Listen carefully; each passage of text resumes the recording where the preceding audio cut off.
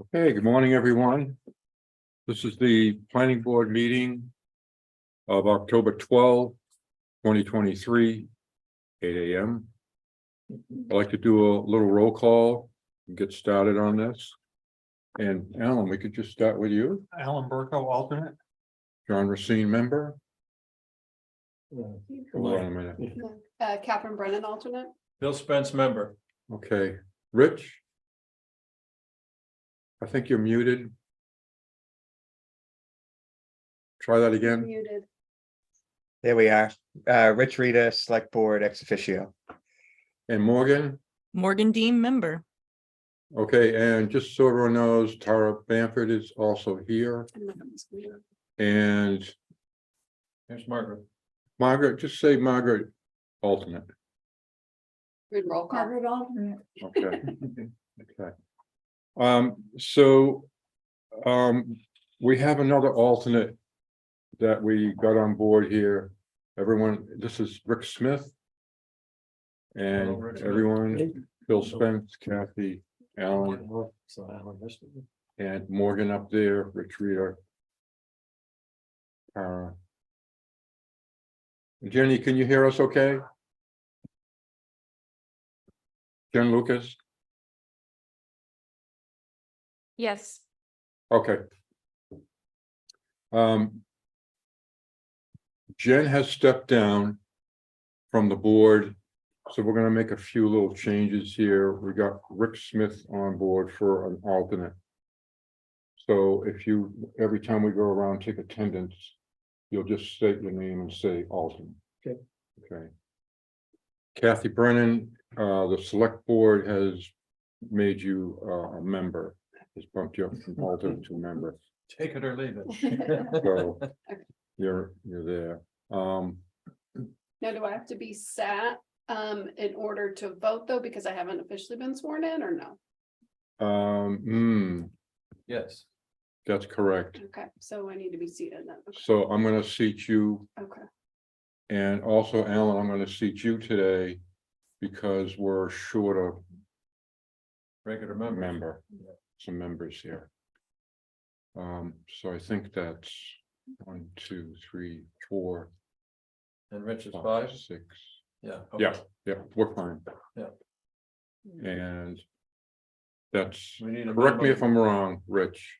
I think we got that all straightened out with the members and the alternates for today. Well, I wasn't counting either, but with Rich and you want to have 6 people seated in the room, correct? Is it 6 or 7? I Well, thought it it's was- 6 plus Rich is the 7th. Okay. You wouldn't seat an alternate for Rich unless you needed to have a quorum in the room. Right.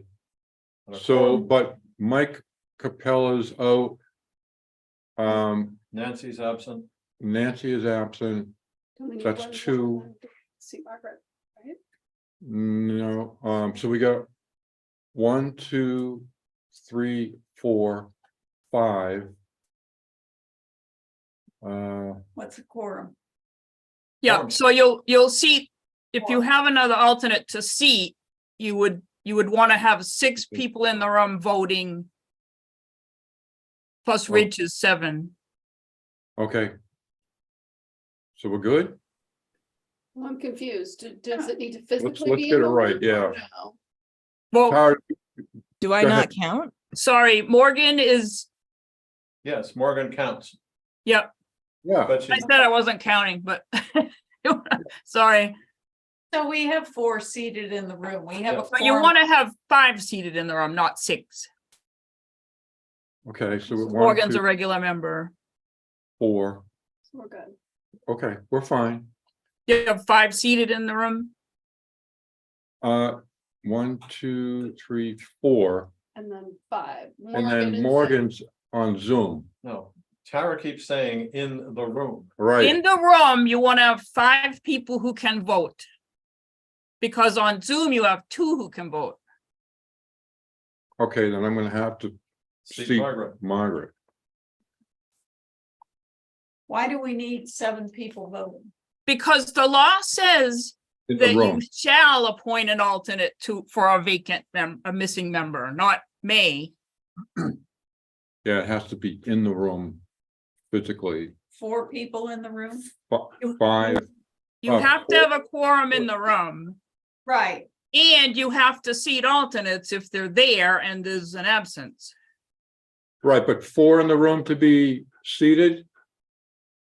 For a quorum? For a quorum, but if you have another alternate to seat to be 5, that's what you should be doing To, Alright. to make the, right, to That's make what- 7. okay, Margaret? All right. I know, I know, I know. okay, hang on 1 minute.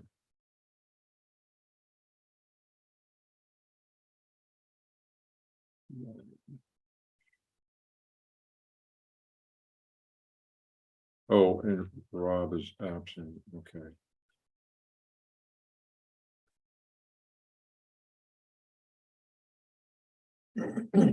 Okay. All right, that's good. Let's take a look at the minutes. And work on those, so there should be 2 sets of minutes, one for the 14th and one for the 28th. Let's take a look at the 14th first.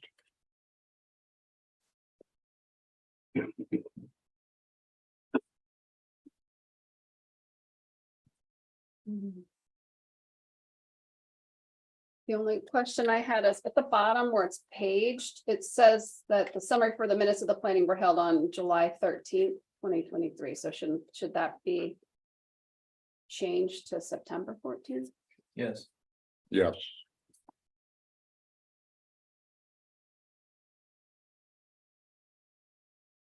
You got that okay, Steve? Yeah. That was on the 14th. Is that? Yeah, At the footer, where it's where things are page numbered 1, 2, and 3, how it says Waterville Valley Planning Board summary minutes. Got it. Yeah. Thank you. okay, line 18. Question, it says members absent. But there's nothing there. I think that if there are no members absent, there should be 0 there. yeah. Can you put that in, Steve? Sure, sure. Okay, thank you. No, I agree with you on that, Phil.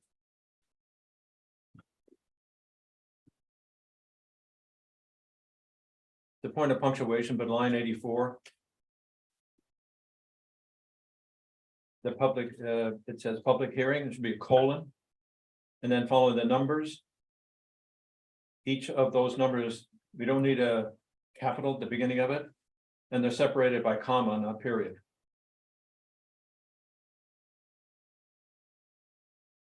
that okay, Steve? Just understand what I'm, What line was that? 84.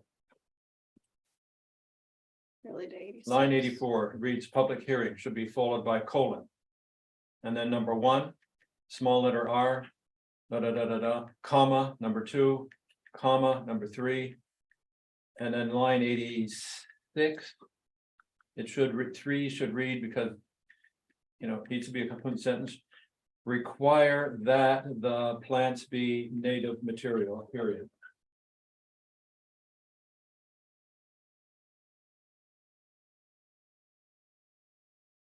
I can send you this copy if you want. I think I have it. No, I haven't sent you my suggestions, Okay. so I can just email them to you. Line 106. I think there should write, this is for posterity, but it says proposed plans move snow storage to the, and all it says is E. I think it should be east. In other words, write out the word. Same thing happened in number 108. Instead of the letter E, write east. 109. Southeast instead of SE.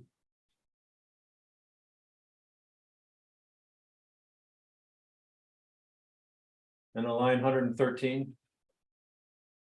Once again, this is what posterity, if somebody's reading this 3 or 4 years from now, Mhm.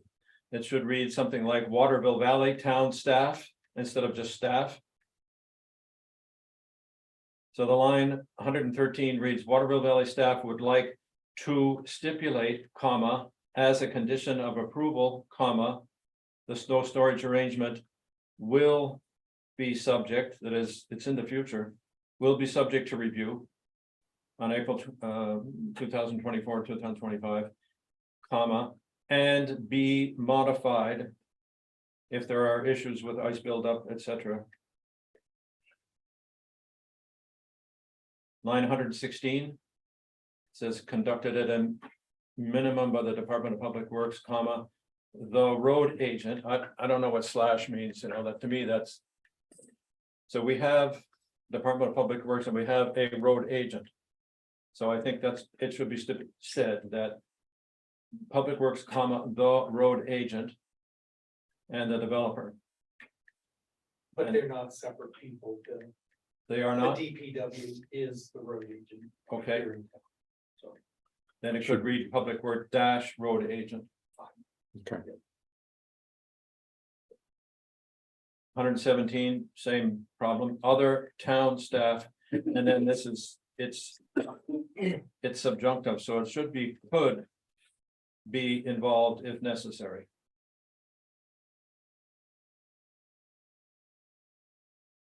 $118.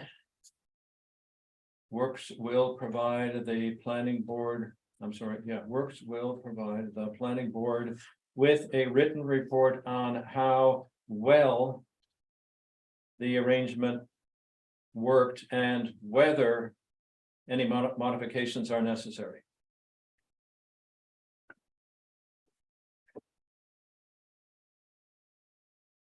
And then line 125. The word as, I think, should be stricken. It should read. Also, each of a motion, I think it's convention, then the motion starts with the with an infinitive. Should start with to approve. It says that the planning board vote. I don't think it needs to say that.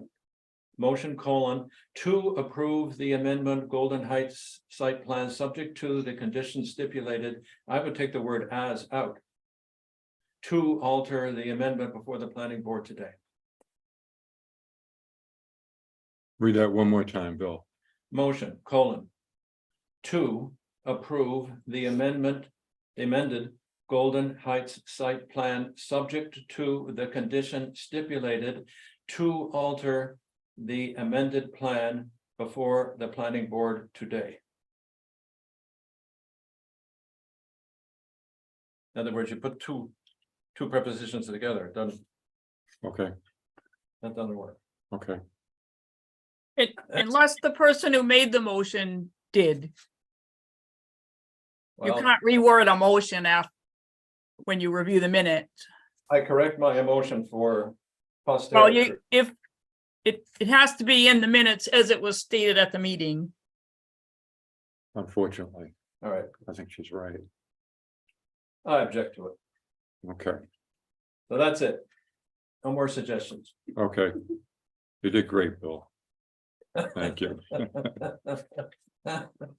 John, this is Rich. I have one item. It Go goes ahead. back, yes, goes back to Department of Public Works and road agent, that sentence. I need just a memory jog here. Is it with the developer or is it with the homeowners association in April 24 and April 25? That's a good question. Hmm, I think it's homeowner association. It's whoever has taken control Right. at that point. And that's not something the planning board would stipulate. It's something that happens within their paperwork. Right. But it's So a question. instead of developer, should we come up with that more general language, Tara? Well, if we didn't think of it at the time, and it was, That's what we meant. I mean, that's when I read that. It says, no, we meant whoever has the ownership of that property at the time. yeah, I I think the notice of action has been signed by now and we can't go back and change the Yeah. wording on that, so. I wouldn't change it now either. Okay, do we want to clarify that in at a later time? Well- I think it's understood that, you know, at a certain point in a development, the homeowners association takes control, and that's usually stated in the covenant. Okay, I just wanted to be clear on that point. Does responsibility for change fall to the owner at the time of the review? Or is this a condition that falls back to the developer? It falls to the owner. It goes with the land. Whoever's in control of the land, it goes with any approval and conditions go with the land, not a person. Yeah, I understand, but because this review is done with respect to the conditions that are set up now, would the responsibility for any changes that were required fall back to the developer?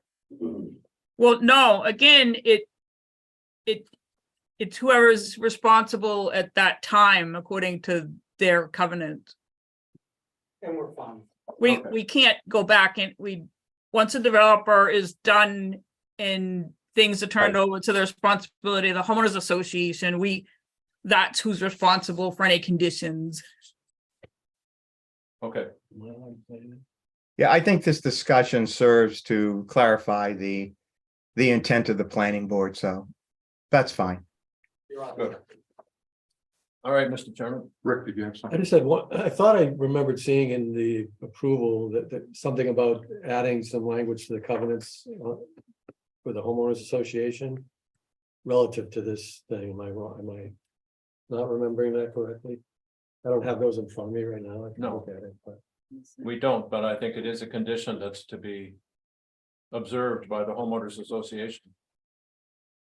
So I agree with your comment. Mhm. This question is, who's gonna check that? Who's gonna verify that that's included in the Yeah, homeowners association covenant?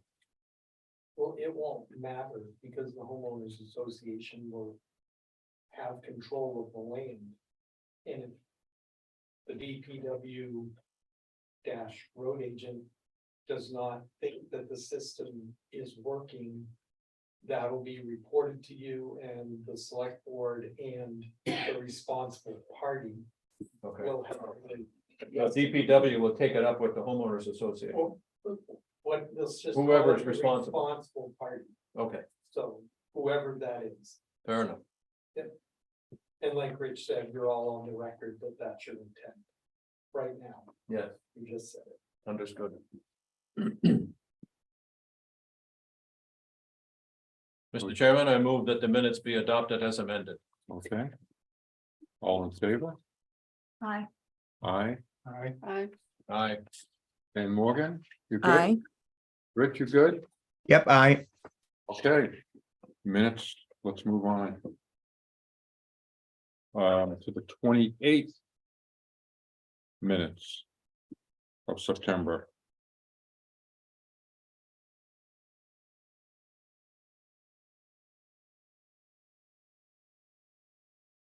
Mr. Secretary, do you have anything? Line 17. Members absent. We should have a 0 there. if Well, was they're Jenny out. Lucas a member of the board on September 28th? If there's no mention of her, the members in attendance, No, I was no longer a member. Yeah, then the members absent 0. 0.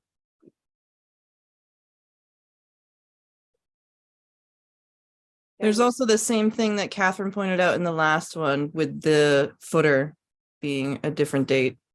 Yes, Yep. Okay, we got that, all right. no other suggestions, Mr. Chairman. I'm sorry, sir. No other suggestions. Okay. Anyone else for the minutes of the September 28th meeting? I assume Randy's name, Brickner, is spelled correctly. Hmm, I did check it. Good. okay, it's Thank you. official then. Then Anyone want to make a motion or for the minutes? I move that the minutes be adopted as amended. And I think we need a Second. second. Yeah. Okay. All in favor? Aye. Aye. Aye. Morgan, you good? Aye. Rich, you good with the minutes? Rich, I. Okay. Let's move on to the next bit of business we have here. So I kind of already introduced Rick Smith as a new member. Also, Jenny Lucas was the ex officio with the Conservation Commission. So I think until everyone's here, what will be fair is where I was the ex officio before Jenny. I'm gonna volunteer to do that until we can straighten the ex officio out. Okay. If everyone's okay with that, that's fine, and if everyone wants to just let me stay on with the commission, I'll do that too. Okay? So that's the way it's gonna go right now. All right, Mr. Chairman, we're in favor of you adopting those positions. Okay. Do we need to vote on that? Let's, you made a motion. I move that the chairman, John Racine, adopt the position of Ex officio. Conservation Commission ex officio. Anyone want to second that? Second. Okay, Alan, second that. And we'll just do all in favor. It's not the Conservation Commission ex officio, it's the Planning Board ex officio to the Conservation Commission. It's our representative to the Conservation Commission. Okay, that was always confusing, yeah, or liaison, It's Yes. our person. right, right. So then we'll have to amend the motion to say that the planning board's ex officio to the Conservation Commission be John Racine. And then now you can You second can that. second that one. Yeah, I second that motion. Okay. See, if you weren't here, this meeting couldn't function. All in favor? All in favor. Aye. Morgan, you good with that? Aye. Okay, Rich, you good with that? Rich, I. Okay. Move on. Rules and regulations, the only reason why I'm bringing this up. And I think. We're gonna bring it up again next month. When everyone's here. Is sometimes we get out of sync with. The rules and regulations. The past one from Margaret, she already knows. Margaret knows the rules and regulations. And Morgan, I'll make sure you get one of these, okay? And we're not gonna go over it right now, but I just want you to take a look at it. Thank you. For the next, Sorry. I'm sorry, rules and procedures, not rules and regulations. I don't know why I keep saying that. Rules and procedures. Make sure that's corrected. Are there any particular matters that need to be reviewed? Well, I think I would like to wait for all the members to be here, at least a couple that are not here today. So we are all on the same page. But it's on the agenda because, Oh, because I think we've gotten out of sync a little bit with the rules and procedures. so we're not doing what it says here. That's correct. Sometimes we're a little outspoken. Sometimes we don't follow the proper chain of command. I To go see. through the chair. And that's what we need to follow. Sometimes also emails are not to be discussed outside the board. You can't do the emails. You need to discuss it here at the table. So I'd like to go over that again with, What needs to be done in public, whatever the discussion occurs. has Yeah. To be done in yeah, public. so it's transparent, so everyone knows what's going on. If we do, it's a violation of, what is that, RA 91A? So I'm not up on the number, but Mhm. it's still a Okay, I violation. understand the principle. Yeah.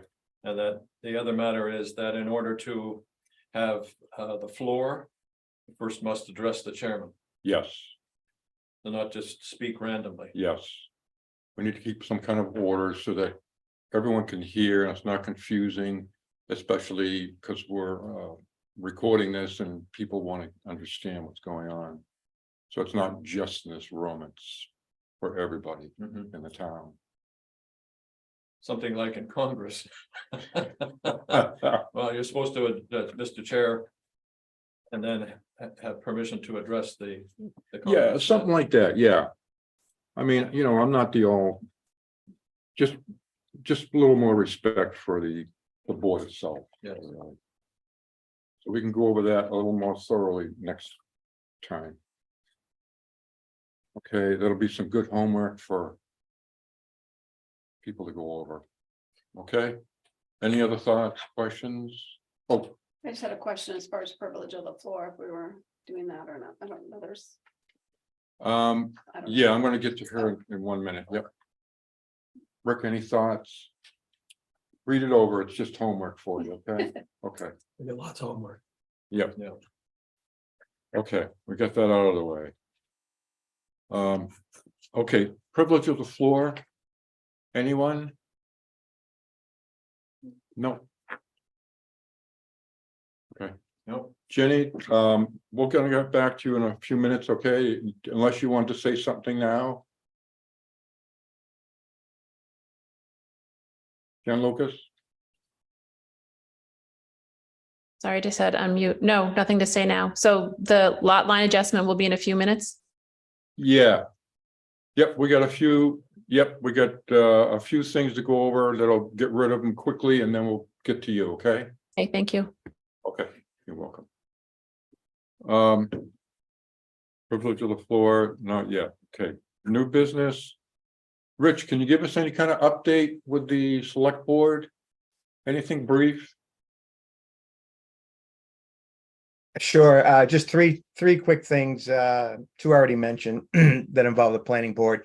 Just to clarify, the select board appointed Kathy to fill the position occupied by Jenny Lucas to finish out that term. So that will be her term of office as a member. Likewise, Rick Smith was appointed an alternate to finish out the term of Kathy. So those, just to be a little bureaucrat about it, just to make sure all the numbers are correct. And the third thing, a little bit more substantive, has to do with the dumpster on the Villas of Waterville Valley property. I guess we should start calling it what its name is. It turns out that the dumpster pad that the planning board required in the location that it required it is not going to work for a dumpster and our trash truck to get in there and do the sort of maneuvering to be able to pick it up. So the select board discussed this at its last meeting and granted a waiver to the Willers of Waterville Valley not to have a dumpster on the property, and that therefore that will require owners of those units to bring their trash to the central transfer facility for disposal. Okay, That's thank it. you. Rick. Thank you. Mark, anything on the road project? I know it's moving along pretty good. They're really, They should start reclamation by next week, and we're still on track to do the paving by the end of the month. okay. That was, the drainage was pretty intense, pretty involved. Yep. And they're still pressing on with that drainage stuff. Okay. Okay. That's good, that's good. I think we can get to the zoning amendment now with Jenny Lucas. Is anybody aware of, are you all aware with the zoning amendments for what we're talking about this morning? We have some, This item here. the application in front of you and the little map. Mhm. Yeah, you can take a look at this one. Sure. Would it be helpful if I screen shared the plan for the members online? Yes, if you could start, yeah, step right in, please, Tara. And I think you mean lot line adjustment. I'm sorry, yes, Yeah, this is not an amendment. I'm sorry. We'll get to the zoning amendment. I'm sorry, I wanted to go with Jenny now, so we can Yep. take care of her.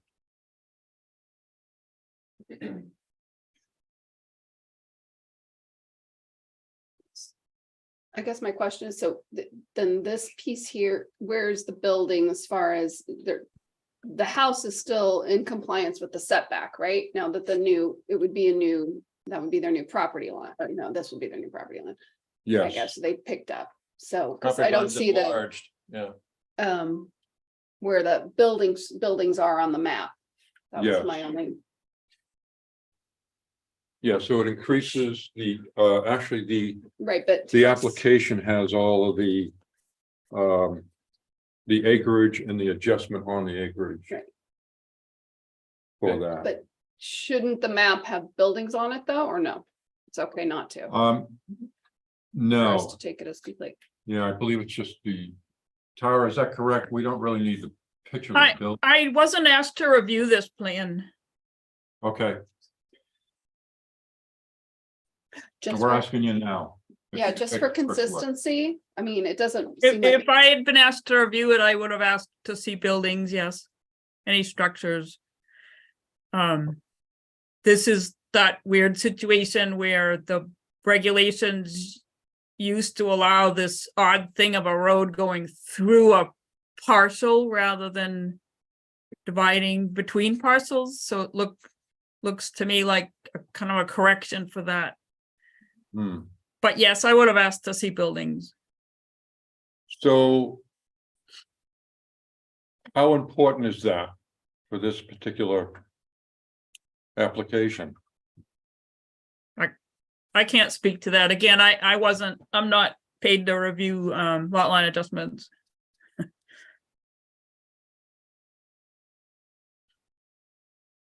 So my question, This something that would- Is there any, this is Josh Clinton, I'm the other petitioner here for the law and adjustment. We're the owner of lot 29 A. Is there anything useful that I can describe in terms of the structure of our building that would be helpful for the committee? for me, looking at it, it doesn't seem like it would be crucial to this decision because you're picking up square footage. I only brought it up for consistency reasons. So for the board, that's, Yeah, I mean, if Yeah. the question, if someone were to ask me, does it matter if the buildings are there or not to make it, for me to make a decision? No, it doesn't. It seems like it's pretty straightforward. yeah, But my only question is just consistency. Yeah. That's it. and my question is, why is this happening? Is this just a matter of convenience, or is there something else that needs to be explained? there is something else that needs to be explained. And I think the best person right now at the moment would be Jenny Lucas to help us out with this.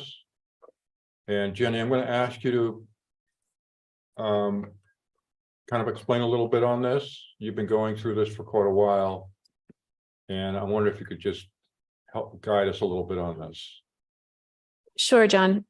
This is just a small strip of land that is on the far side of Golden Heights Road from the rest of the land of the lot I own, lot 36.1. And so this strip of land actually abuts the Josh and Selena's property, and their driveway goes across it, and it just makes sense for them to have that strip as a contiguous piece of their property rather than me having this random strip of land across Golden Heights Road as part of my property. Is your property also part of the road that goes up and through there? Yes, So you kind of actually own the road, yes. okay? Any other questions for Jen? She's pretty much up on it. She's the person to ask right now. So Jen, do you actually own the road or does the town? own the- I own the road You own the road. and the town has a right of way. Okay, So who's responsible for the road? That is for the The maintenance? town is responsible for the road per when they, you could actually have a long conversation with Tom Myrick about this, but the town has responsibility for the road per a vote at town meeting several years ago, long before I moved to town. yeah, yeah, On the map, it shows that, the continuation of the road beyond, which is in darker lines called Golden Heights Road. There seems to be like a little jog to the left before the continuation. Yeah, that's a little hammerhead turnaround. It's always been there. That's not on my property. That's on Ken Ackley's property. It just doesn't look like the road continues in the manner in which it was drawn under Golden Heights Road. It looks like I it really shifts to. I can't speak shifts for to that. the left and then moves on. It's, to me, unusual.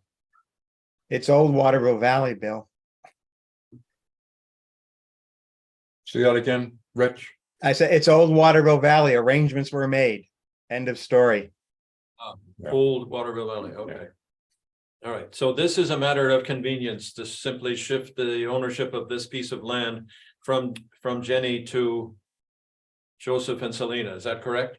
Yes, and one of the I main want Jenny to reasons. answer it. Okay, Jen, could you answer that? Yes, and it's Josh and Selena. Joshua, okay.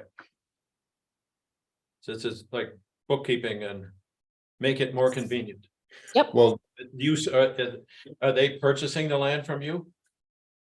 I'm not sure if that's planning board business. yeah, so what we're just trying to do is understand what is happening on, first of all, on the map and the shift of the land. One of the big reasons too is it's the driveway that goes into that new home for Mr. Lord. Otherwise, he has no, well, the other entrance would be. Brownstone Way, right? Yeah. Yeah. So you're right, the house, if the house is on there, just a quick stick figure of the house. And the driveway going to the house, it would kind of give you a better idea of why this is being done. Yep, go ahead. So is the driveway face Brownstone or does the driveway face Golden Heights for Josh and Selena's property? It's, The driveway is coming through Golden Heights Road. no, I was gonna say, Mark, you may be able to speak to this. It was approved by the Department of Public Works because of the lay of the land and the difficulty of getting a driveway into the property off Brownstone Way. Is that correct? Mark's Mark's not here. Oh, all right. There is no entrance to this property from Brownstone. There's not a driveway from Brownstone Way. That was the original plan.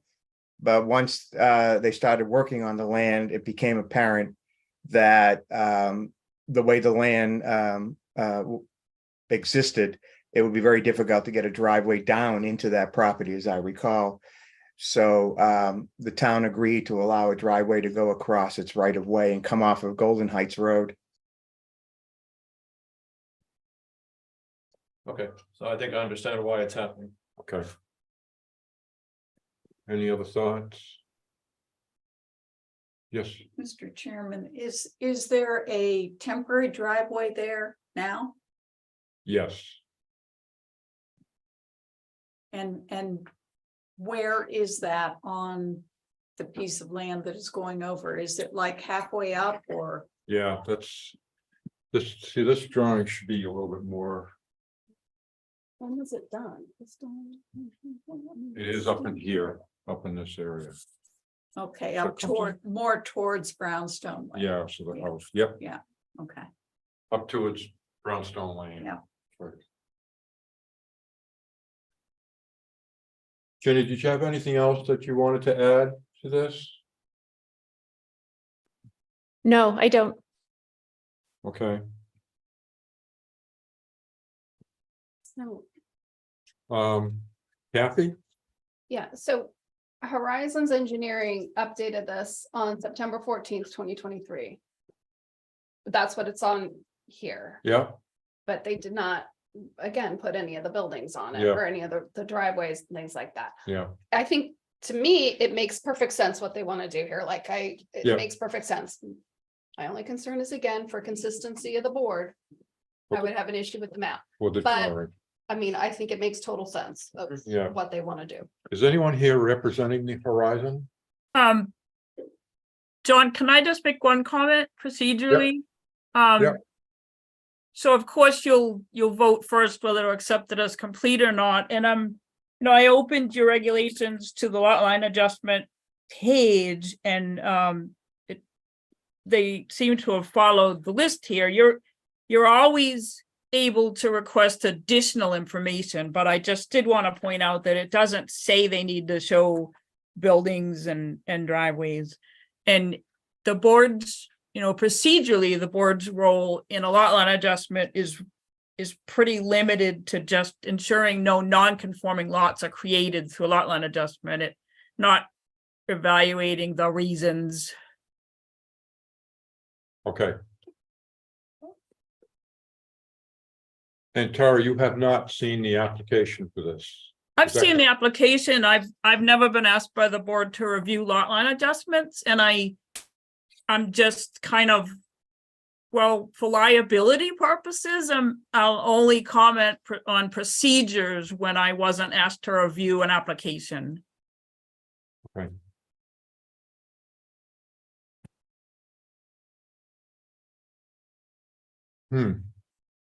Um, So with I would respect, like to go forward with this. yeah, but I think that you might be able to say that, for the record, you'd like a more complete map submitted. But what we could say is that we approve the lot line adjustment with a condition that a more accurate and detailed map be submitted. Yeah. I Would like that be that. satisfactory? I like that.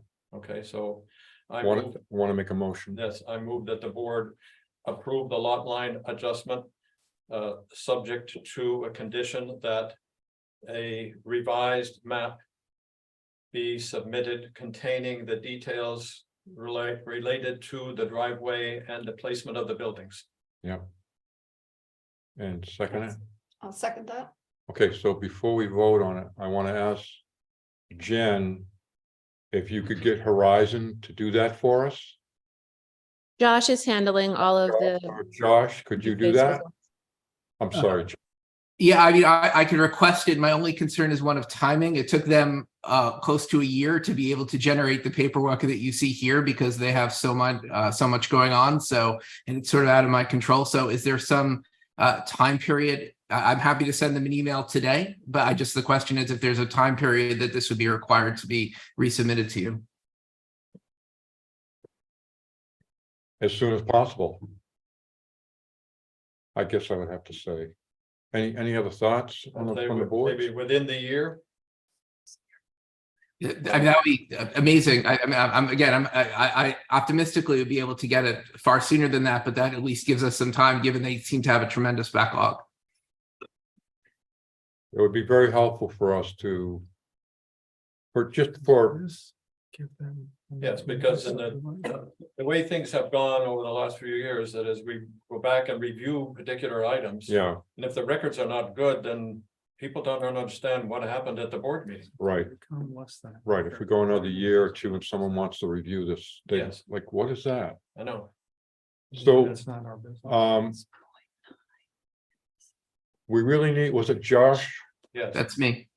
Josh, we really need you to follow up on this. So what I'm gonna ask you to do is when you send an email to them. CC us if you would, and we'll get you that.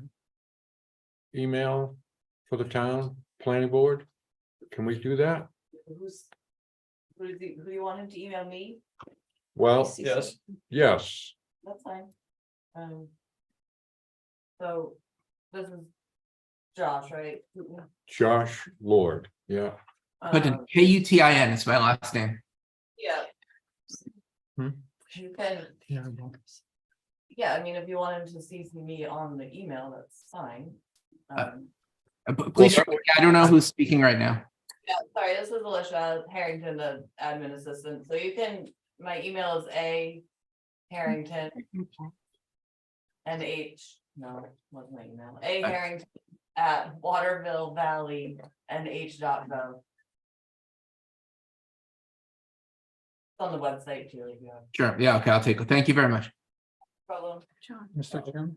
Yep, I'm sorry, Alan, go ahead. Josh, can you, it looks like there's a mistake on this. The area of adjustment says 3,000 square feet, 0.9 acres.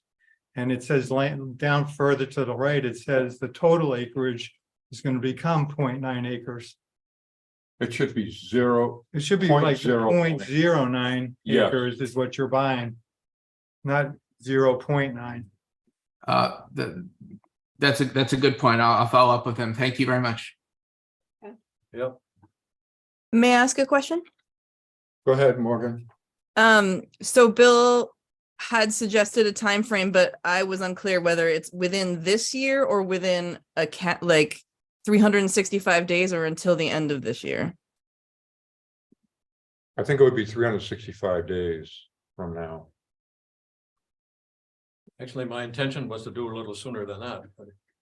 Because Within the year or within within the year? two of- thousand twenty-three, Oh, but that may not be, I don't know. It'd be perhaps unrealistic. I don't want to put, like undue pressure on Josh. Right. It's simply a matter of, can you build a fire under horizon to make a small adjustment? right. Well, and fix the mistakes. There's They- 2 adjustments and a that mistake. you gotta make there, the right, or No, 2. so the way it's presented, that is, we're trying to be cooperative. Yeah, But at the same time, the way it's presented, it's not complete and not finished. I appreciate your flexibility. Thank you. So I'll go back to them immediately with the desire for structures as well as the adjustment of that number. I don't know if we can go forward on it. That 0.09 is, It's a mistake, yeah, and we shouldn't accept a drawing with a mistake on it. also the application has the,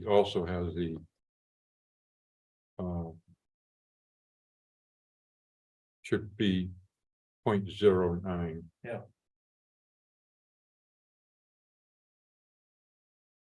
Well, So for Jenny and Josh, is this particular review and approval is of political, of critical importance to you now, or could it be postponed to the next meeting?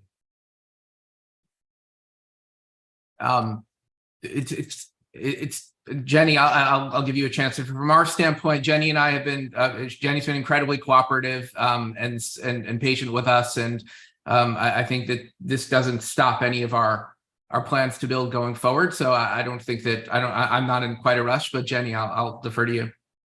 No, I agree with you. Let's Okay. defer this decision until next meeting. Yes, See if we can correct the mistakes, get a better drawing, yes. then it wouldn't be any difficulty, whatever. Yes. Because right now, if we approve this, you could just move on with your life and not worry about it, but we would have to worry about it. So So- procedurally, you'll want to vote to continue it to the next meeting. Okay, I move to postpone the decision on this lot line adjustment, No, it's continue. all right, to continue the discussion on this to the next planning board meeting in November. That sounds good. A second? I'll second that. Did you have a question before we? My question is a kind of a point of order. We had a motion and a second, and then we got sidetracked into a discussion. Yeah. So do we, in theory, have to vote? We're gonna vote down the first motion and then make, you know what I'm saying? Does That's that- probably correct. Yes, I think the person who made the motion can withdraw it. Yes, that's what I thought. If I could withdraw or rescind the motion, then move on to the next motion. okay. All Bill right, so then Spence will, I will move to withdraw the first motion pertaining to this lot line adjustment. Okay, And then go forward with my second motion. So that's what's on the floor now. okay.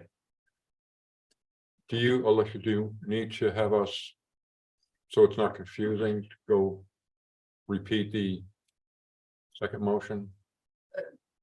No, I can get it from the recording, but just Bill withdrew the first motion and we're doing the second motion. Yes. Okay. Mark, I'm sorry. What are we doing with the plan when we get the updated revised plan? What do you want us to do? Well- Simply bring it into the next meeting, Yes. or do you want Tara to look at it? What do you I think want? that's time, Tara, we're gonna ask you to look at that and go over it. But yes, that would be the way we'd like to be able to do it. And we'll have to get it to Tara. Mr. Chairman, I believe Tara said she doesn't get involved in lot line adjustments. I'm happy to, I just wasn't asked to. Okay, We're asking you now, so that'll be Yeah. okay? Okay, Okay, there's a motion on the floor. wanna, I propose that the planning board postpone the decision on this lot line adjustment until Continue. November planning board meeting. To continue. To continue. Excuse me. so. Before we second that, though, so I understand it. We'll still need a drawing and the proper acreage. Yes, Are you gonna be able to do that, Josh? we'll try. I'm going to request it. I can't guarantee that they'll respond to me in a timely fashion, so it might require an additional continuation at that point. Okay, Fair enough. that's what we're gonna, One follow-up, I apologize. There were several versions of this which needed to be submitted now, both in terms of some specific size plans, some of the list notification to abutters, like, does everything need to be resubmitted in that format, or are we looking for just a revised plan to be submitted to the board? Because they're continuing it, it would just be a revised plan. Okay, thank you, sir. and then we need a second to Bill Spence's motion. I'll second it. Okay, Kathy will second that. Any further discussion? All in favor? Let's go around the room. Did I see you, Margaret? yes, you Yes. did. Okay, so Margaret Turner, I. Alan Bergo, I. John Racine, aye. Catherine Brennan, I. Bill Spencer, aye. Morgan, I. Rich, I. Okay, done. Okay, thank you, Kathy, Josh, and Jenny. Thank you. Thank you very much. Thanks for your patience. Wow. I know. But it's not unlike many other things that we've tackled. Right, right. Attempted to complete. Right. I think now we can go to the zoning amendments with Tara. Yes? Tara?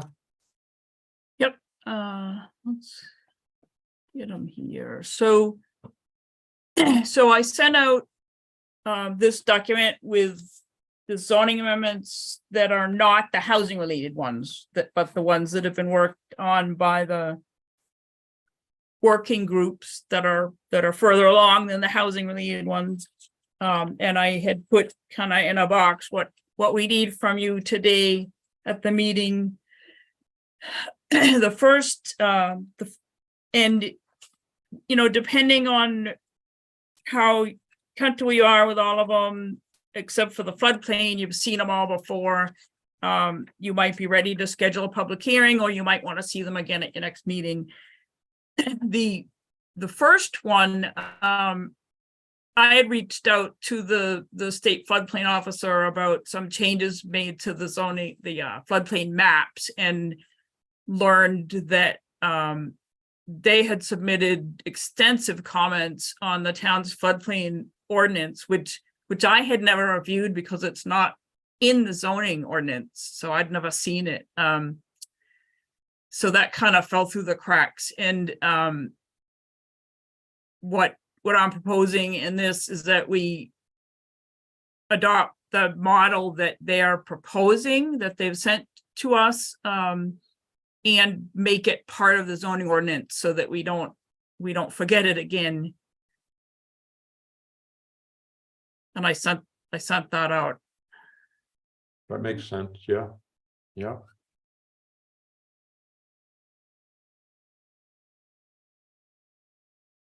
And it's important for everybody to understand that.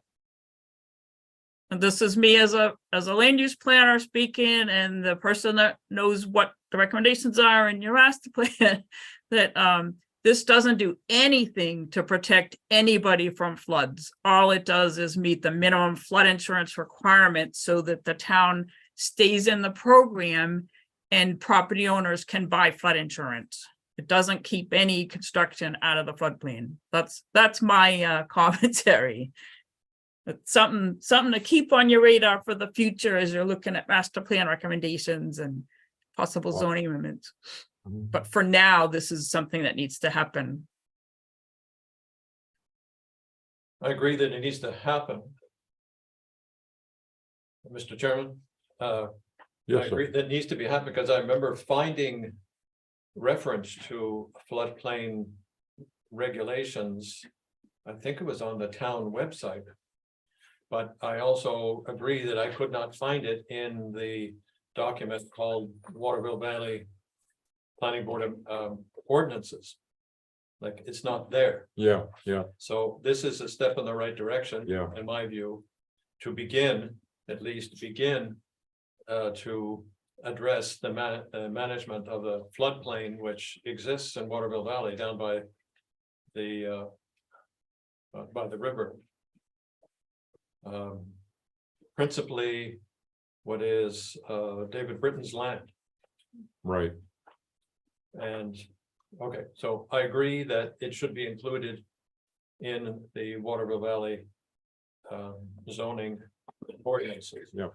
So we can at least adopt this model and then proceed to discuss whether or not the planning board agrees that whether there should be any construction on that land. Yeah, but it's still, well, the zoning, well, right. Do we need to vote on that, Tara? Put that to a vote? So you need to vote on putting this proposal forward for a public hearing. Okay, And I've tried to put in as you might recall, I like to use the same description of amendments in the hearing notice and on the warrant and ballot, so it's familiar to people. So I know you guys like to look at the wording of things closely, so I've put that in too here, the descriptions. Agreed. okay. So we need to make a motion and second it? Okay. Can I ask a question? Yes, please. Yeah, because right now there is apparently a selectman's ordinance with regard to this, which is not complete, and I understand that. So how does the role of the selectmen and the town change if this goes underneath the zoning? So I'm gonna answer that, and I was trying to avoid saying it as a streaming public meeting, but the select board had no authority to adopt that ordinance. It has to be adopted by voters at town meeting. So the changes you made in the spring were not really valid. It's the previous ordinance that's in effect, that was adopted by town meeting years ago. Okay. So there were adjustments that were made by the selectmen in the spring, which hadn't come before the voters yet? I only became aware of that recently, but by looking at the minutes, I haven't seen those changes, but Yeah, because I know that there are certainly instances as a select board member where we made adjustments in the ordinance because we needed to do so before it could become to town vote and then put it on the warrant for the town to vote on. Well, Um, I've. You, I think, yes, Steve? Do No, recall- no. To the floodplain ordinance, I don't recall any adjustments being made by the board this year. Okay, It might have been a typographical error on the minute set that they were amended. I'd have to look back at some minutes and some videos of board meetings, but I don't recall us, Rich, and you can correct me if I'm wrong, but making any changes to that ordinance this year. Okay, No comment from Rich? I'm not recalling it either. I'm just thinking. I did see in the select board minutes that. And I was sent a copy. But what I'm proposing is that we follow the recommendations of the state floodplain officer, which is to leave the town's ordinance behind and adopt the model that she's written to meet the current floodplain insurance requirements.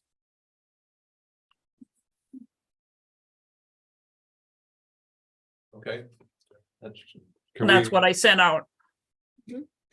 can we go ahead and make a motion on this, Tara? Yeah, that'd be good. Okay. Bill, you want to get a yeah, let's shot? try it again. All right, so.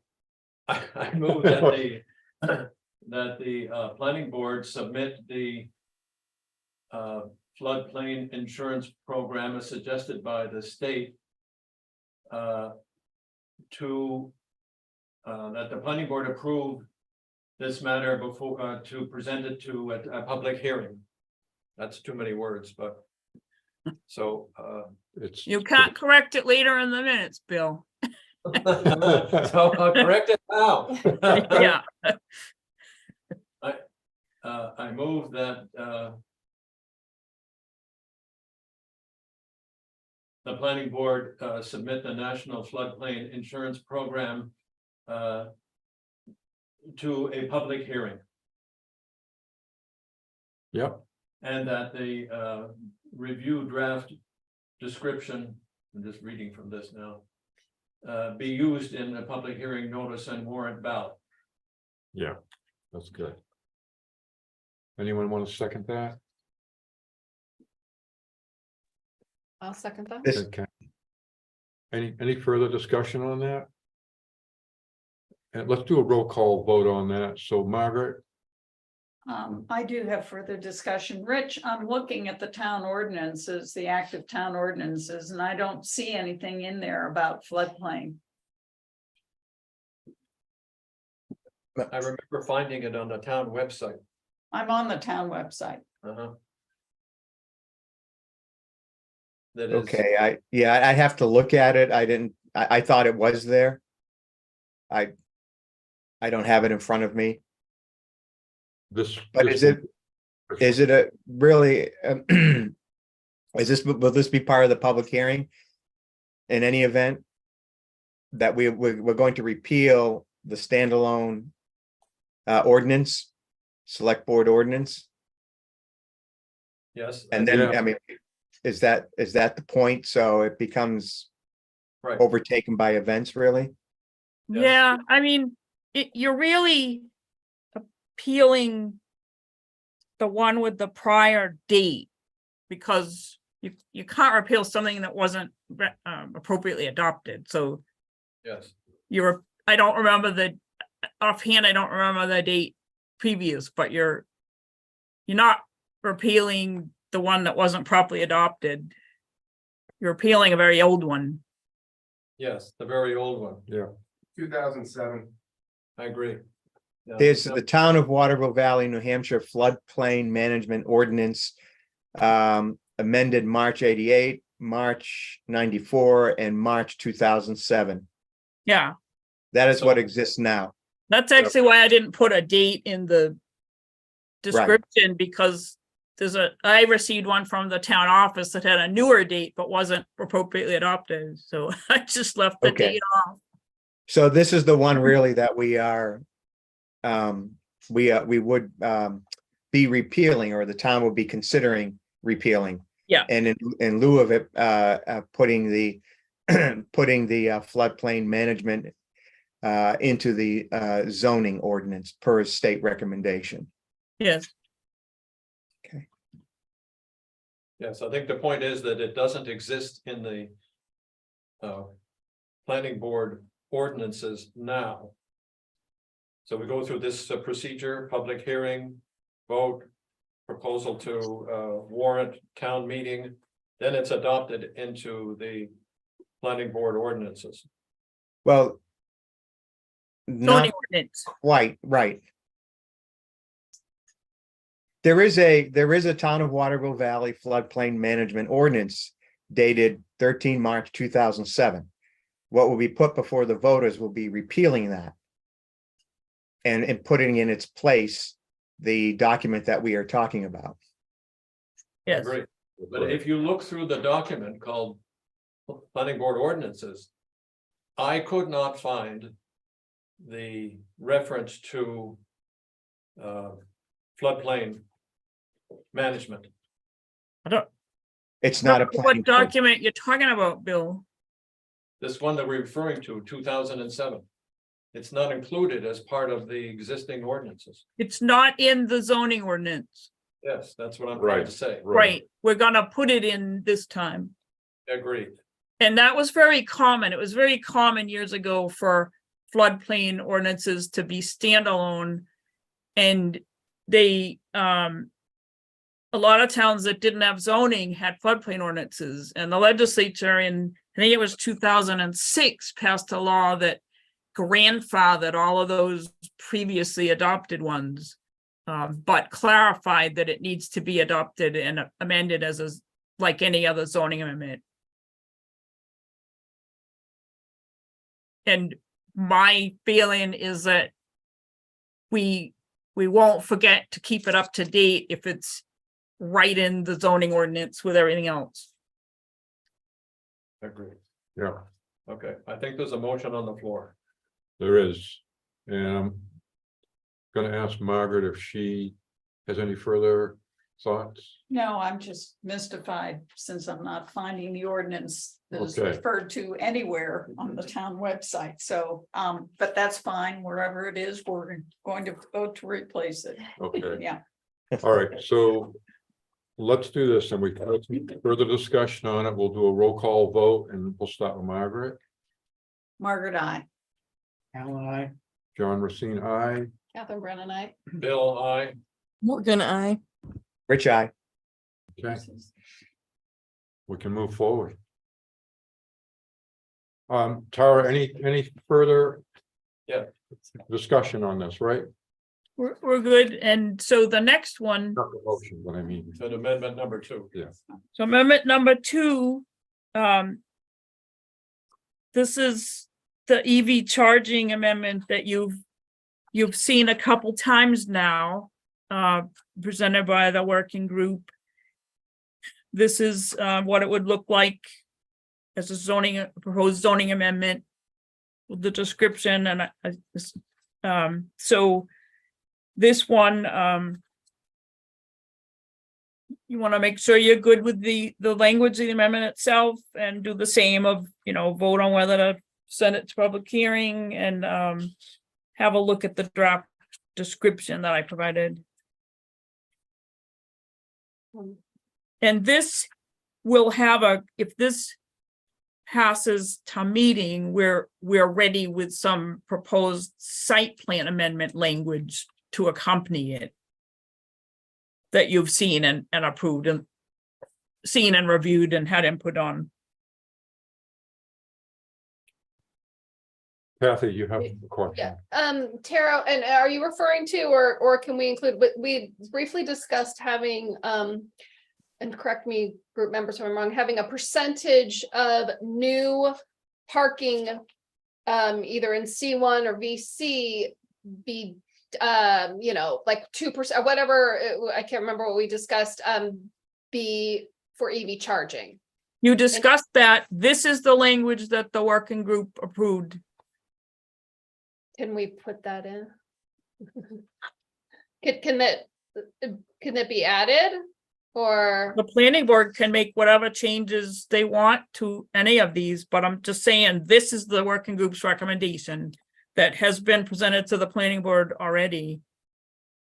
The planning board now can make whatever changes that you want to any of the amendments that came from the working groups.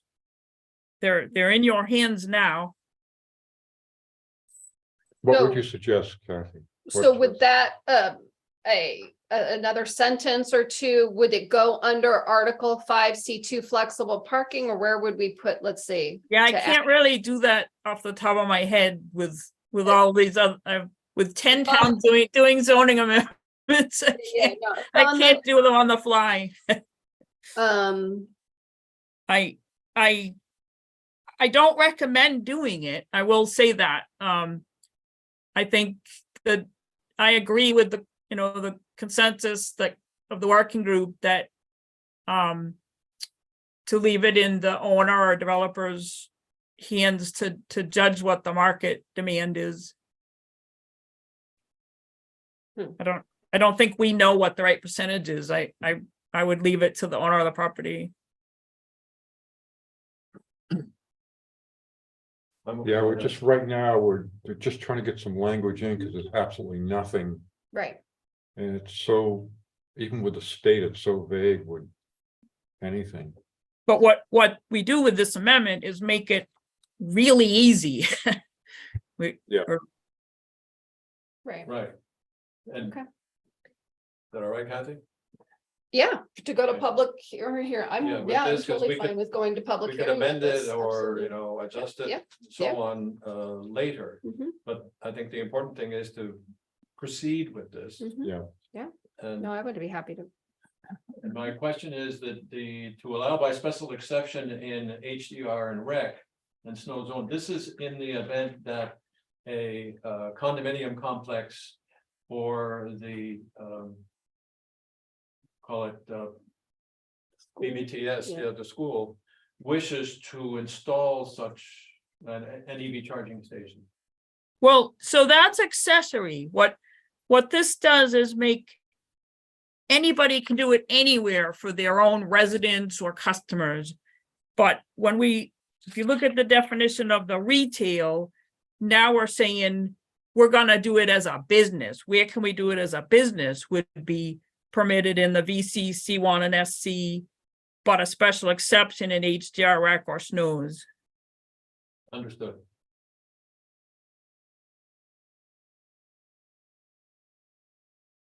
Okay, So it's important to look at, carefully the definition of retail electric vehicle charging station, about a third of the way down the page, and then the added language to 7A, accessory uses and structures.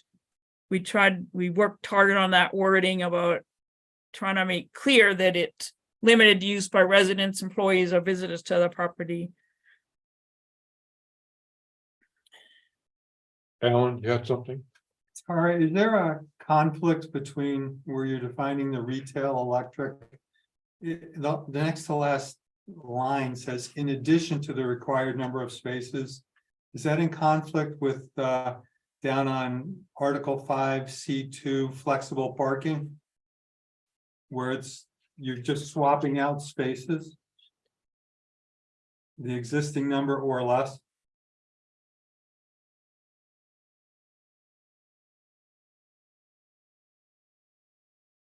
If it's, In other words, I'm afraid Article 5C2, let's say you need 10 spaces. If 2 are for retail electrical vehicle charging, you have 8 left. Whereas on above that in Article 3, you're saying it's in addition to the required number of spaces. so So if 10 are if it, required, yeah, if it's accessory, it's for your residents, employees, or visitors, it can be counted toward the total number because they were already counted. They're already parking there, you've already accounted for them. The retail electric vehicle spaces, we're attracting new business with this. It's a business. So yeah, but you're those are additional spaces. It's not a conflict. using retail electrical vehicle charging station definitions in both places. The last paragraph of Article 3C says retail electrical vehicle charging stations. And the last sentence says, in addition to the required number of parking spaces. Whereas in flexible parking, it says, it implies to me, it's swapping out an existing space for a charging space. So that's not in addition, that's in lieu of. All right, I'll have to look at that more carefully in the context of the ordinance.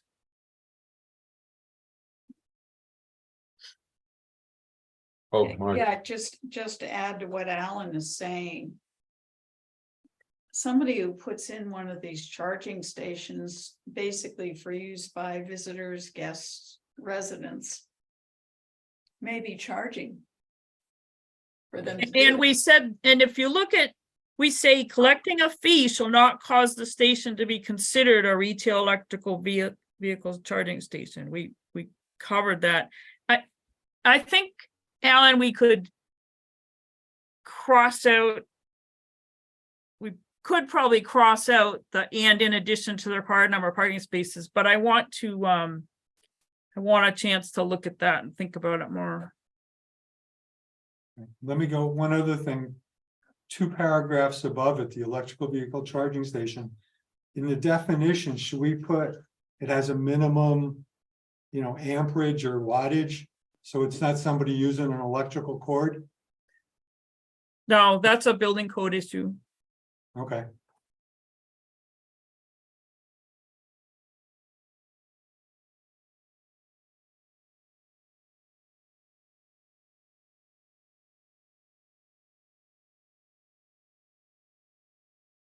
All right, so this one I'm gonna need to look at Yeah. that language. Are there any other comments on it? can we go forward and vote on this, or should we wait? For You could your- do either. You could vote to Would- send it forward with any changes that Subject to amendment. subject- that I feel I needed based on the input. Okay,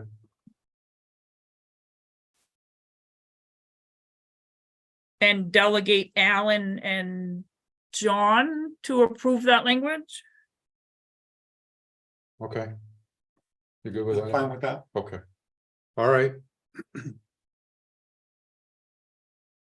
So we could then move to. Mr. Secretary, do you want to make a motion? Yeah, it's another struggle. To word this succinctly. Proposed to. Finalize the language of the EV charging station for residents. And businesses. Submitted to public hearing.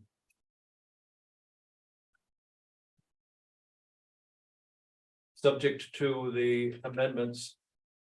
Well.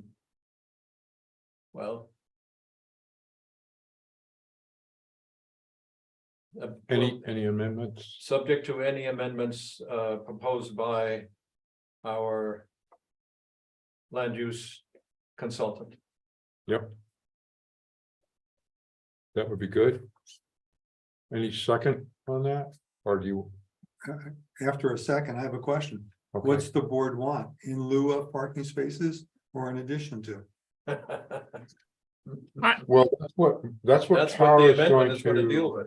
look into, and that's what you and I are going to. Okay, figure Yeah, I'm out. gonna put in some language that makes clear we mean unless it's flexed by the planning board under the flexible parking provisions. okay, And the intent of the motion is to stipulate that the planning board wishes to go ahead with this proposal amendment to the zoning ordinance. that's fine. And then we'll recommend to the board what our findings are. Or what we're saying, I think, is that it can go to public hearing with me making that, putting in that additional phrase and Yeah, Yes. and you approving it.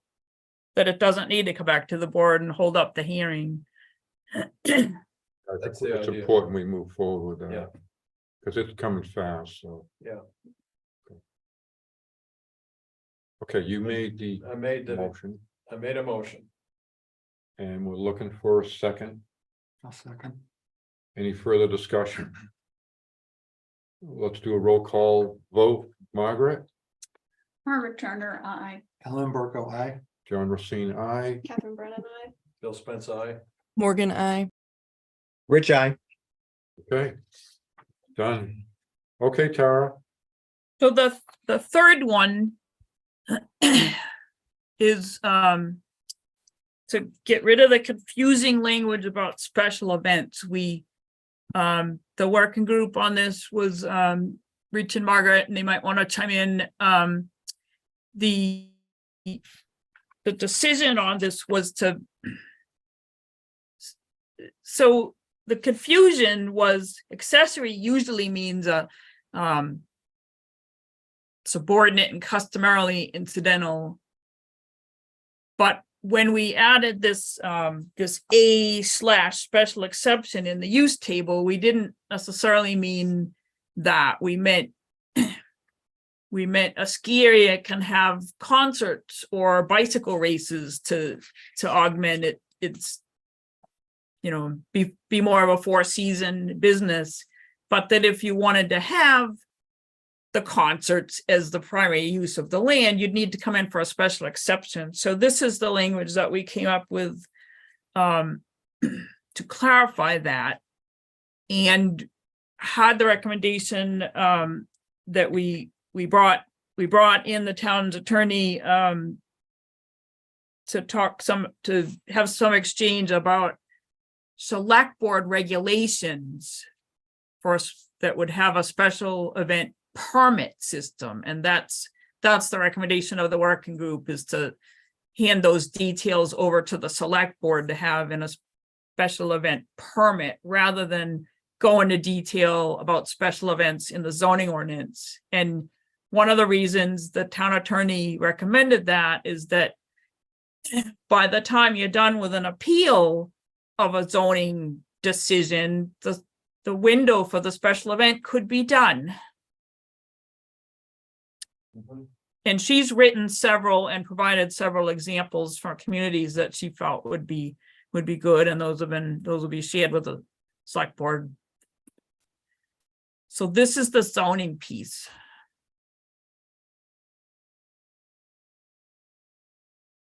Yeah, I would, this is Rich, I would add, I don't know if Steve or Mark are there, but the town staff is already working on, I've had a discussion with them. It was presented to the select board to move forward with this permitting system via an ordinance and an actual application. So that part is moving forward as well. Mhm.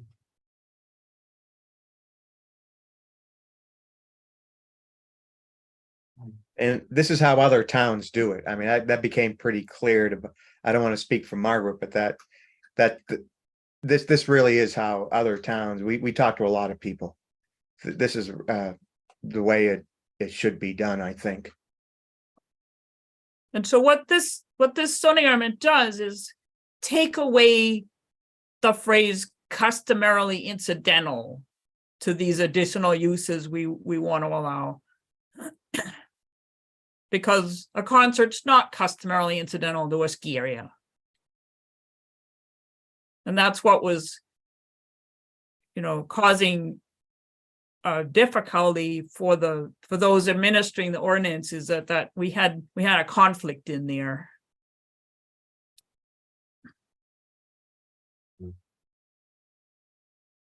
Okay. You're on a roll. Want to make a motion? Oh, no, I don't, but. Alan, did you have, wait a minute, Rich? You have a question? You motion or discussion, which goes first? Discussion. We can always make the motion, do the second, and then discuss again before we do it. I'm ready to discuss. Under amend Article 4, Section J, it says may include camping for participants. Does that include spectators? My second point is it says for up to 1 week. I'm not sure that's the way I'd phrase it. I'd say 1 or 2 days before and after the event. And 3 is, where is camping allowed in Waterville Valley? Is this going to be allowed anywhere in the valley? So that's like, right now, the language that's not underlined or bold is what you have right now. Right now, special events may include camping for up to 1 week. This was to clarify it, that it has this connection to the special event. And they'll get the permit from the select board that goes into the details of how many and where are the portable toilets and parking. So Margaret, when they apply, that's when they're going to go through all these specifics? Right, that'll be part of the permit from the select board. I interpreted camping to mean the erection Wait. of tents for special events and. wait a minute, Margaret had a question. I just, I don't know this for certain, but I believe that one of the reasons that that is in there is that a few years ago, and it was actually a very successful event for 2 years in a row, we had REI here camping on what used to be the golf course. Okay, and so I think the intent of this is that there could in fact be an event where people were coming and planning to stay in tents. And I would see this as something that was reviewed as part of the special exception permit. But to add in for participants in this special event, I think is important, because we don't want people just coming and camping. Because that's where they want to be, or staying in the parking lots and camping and, yeah, Exactly, I agree. right. That was a good point. Okay, we're still, Mr. Chairman, Go ahead. are we still on the subject of, we're still discussing? Yep. So that was how I interpreted it, that it was a special event that introduced, quote, camping. Maybe the term camping needs to be defined a little better, but that it meant that only those who are participating in the special event may be here for more than a day, like up to a week, under the description or definition of the special event. But it's not an invitation for anybody to drive into the valley and camp out. Well, if I'm going to a concert, can I camp? That's why we added for participants. Right, but And So the band can camp, but I can't if I'm a spectator. I want to be very clear that spectators are not allowed to camp. Because if you go to a concert, you're participating in the concert. You could make That's gonna, that, wouldn't that Well- be, I don't know why that wouldn't be dealt with in the select board special event permit. Right. that's what I didn't understand, but now I do. okay, but I understand your concern, and that is we don't want this to turn into Woodstock. right, Woodstock was okay. In your memory, it was okay, yeah, but you didn't want Waterville Valley to look like what, the campground afterward. Right. I just.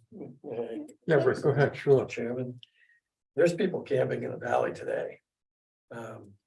Quite often in the parking lots outside of town square, you'll see camper vans where people set up shop and are sleeping overnight there. We used to have somebody camping behind my garage over on Garage Way. And it got to be, I think, a fairly common thing through social media that, hey, you can stay sort of close to town square rather than go out to the various campgrounds in the national forest and stay here. So if you open up the prospect of camping, and I think this is where the special use permit comes into play, the board needs to be very careful about where we allow these activities and be very specific about what's going to happen because of human waste issues, trash, and all the rest of the things that I think most of you guys are all afraid of. So maybe just a little interjection. I think we're trying to be more restrictive here. Mhm. At first, I was thinking it was more expansive. But I think we have to be very careful here what we're discussing. We're talking about special events. I think camping is already prohibited. We're not talking about camping per se. We're talking about camping as it relates to a special event. That, So, that somebody gets a zoning permit for their particular piece of property. yeah, This doesn't just float around on its own. It's a piece of the zoning ordinance. I guess I understood that. The reason why I sort of made that comment is because sort of like you give a mouse a cookie thing. The second we start to allow camping on the valley floor, for example, Yeah, you'll have infestation. it's gonna start to open it up for, you know, folks coming and doing that outside of the special event thing. So the language, I think, is very important here in terms of what you're gonna allow and That think is why that's- we're proposing to add the language for participants anyway. right. The may include camping is already in the special events section. This was an attempt by the working group to specify that it was camping for participants, not camping in general. Now, what you're talking about is removing camping as part of a special event, as an example of what could happen at a special event.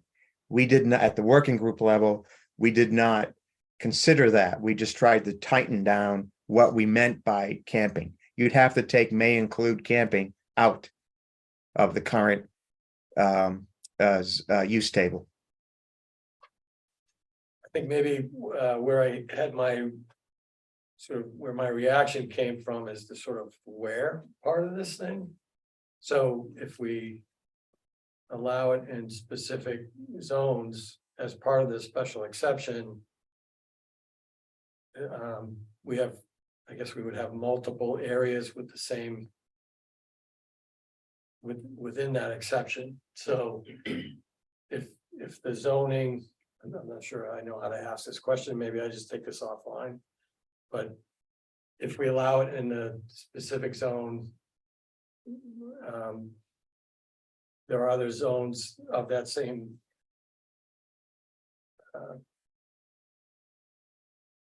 Ilk. yes, thank you. Occupancy. yeah. Let's say it's in BC, not BC because they're very specific, but high density residential. There's multiple high density residential areas. Therefore, the intent was to camp over here by whatever event that is. But they can also camp over in this other high density residential. I don't think we allow special events in LDR, HDR. I don't have the use table in front of me, but I believe it's VC and C1.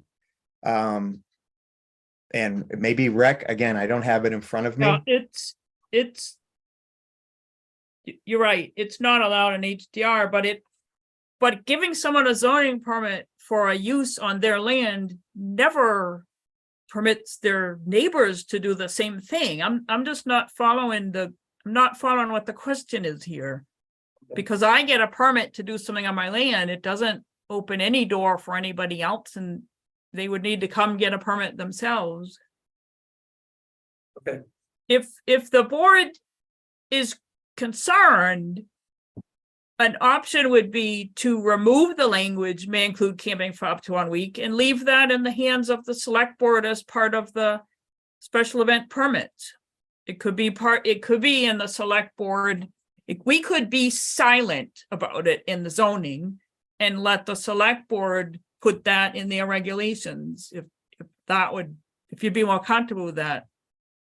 I don't think there's any harm in that. Yeah, I just don't know why it was included to begin with.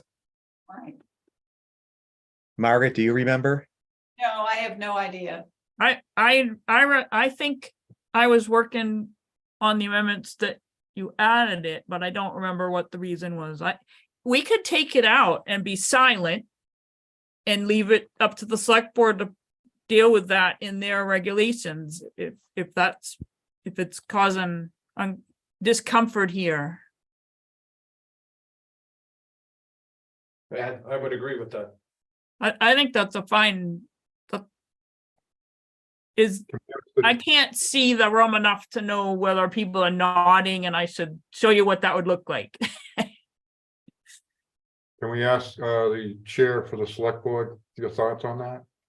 Rich? No, I mean, that's fine. This is a planning board decision. Again, as part of the working group, Margaret and I were trying to specify that we only meant camping for participants. We did not remove may include camping as a recommendation, but if the planning board wants to do that and remain silent, then it'll be part of the permit ordinance and permitting process.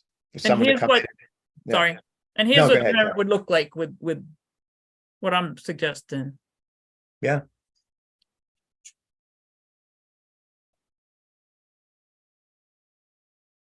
I could build some language into the application that ties back to the selectmen's ordinance about camping. In my first draft, see how it looks. So remember, the selectmen ordinance will go in front of town meeting too, so. It doesn't have We've- to. No, I think not, but we've generally done that. If am I mistaken, Margaret? I Talk think- to Laura about that, because it depends which enabling statute she was. Remember, we reached out to her to ask her which Right. enabling statute, and that Right, right. It And was a so very that- different thing. that's right. gonna determine whether the select board can adopt it or has to put it in front of the town meeting, is which enabling statute she pointed to, and I can't Right. remember off the top of my head when it Yeah. was, but I think from what I'm hearing, and I'm hearing some discomfort about the camp, and then I'd suggest we change the amendment to look like this and let the select board address camping in their regulations. I think that's fine. Mhm. I'm good with that. So am I. Ellen, you okay with that? I'm fine with that. Margaret, you good? Yeah, I would just note that in our discussions, I had wanted to take it out all along, but the thing is that we could not do that as a subcommittee. Had to be something that the planning board decided that they wanted to do, since it was a planning board that decided to put it in to begin with. Okay, Okay, got it. Okay, you okay with that, Kathy? I'm fine. Yeah. For a reason we don't know. yes. Yeah, Yeah, I think it's fine to be silent on it, as we know that the select board will deal with the details. So, Mr. Chairman, we're gonna make, yep, I guess this is. yes, Mr. Secretary. It should be referred to as motion secretary. Proposed that the amendment to Article 4, Section J, uses as regards to recreation and entertainment events be presented to a public hearing. Good, and we're gonna second that, Second. okay? Take Kathy off the hook. Yes, it's your turn, Margaret. If I get stuck with these motions, then. Thank you.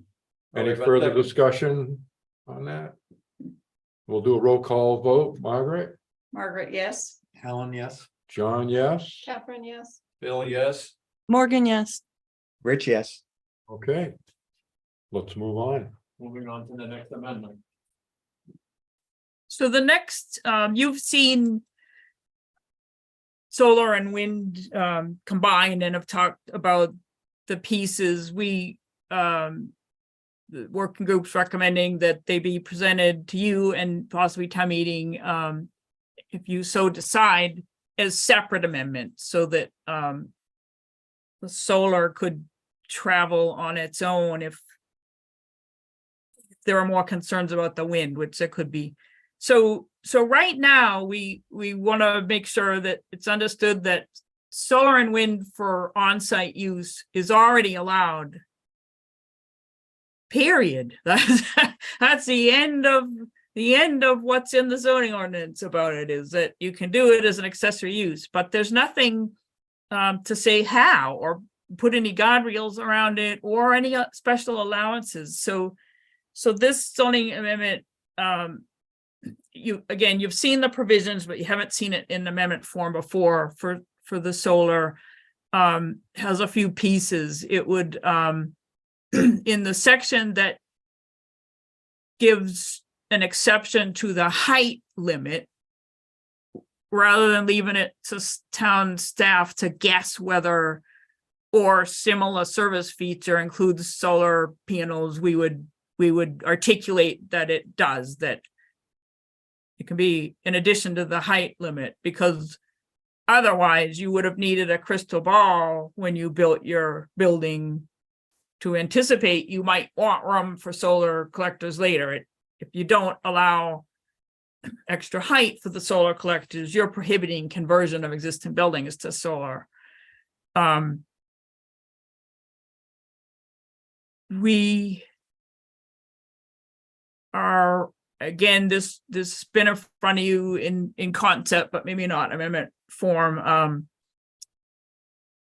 The planning board at the last meeting gave the nod to not just allowing these for on-site use, but another property under the same ownership. And this is important to point out, that this language doesn't just mean all those people in LDR that own 2 lots. This language would also let, say, Tyrell put a solar field to serve several of their buildings in the town center. So if you want it to only mean the lot next door, that's an easy change to the language, but it doesn't mean that yet.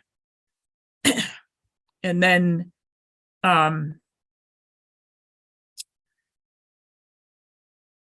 the other piece that the board gave the nod to at the last meeting was letting the freestanding solar be 10 feet from the lot lines in all the same places that you allow the small accessory building, the garden shed, to be 10 feet from the lot line. That's all of Amendment 4. Amendment 4 only deals with solar, is that correct? Correct.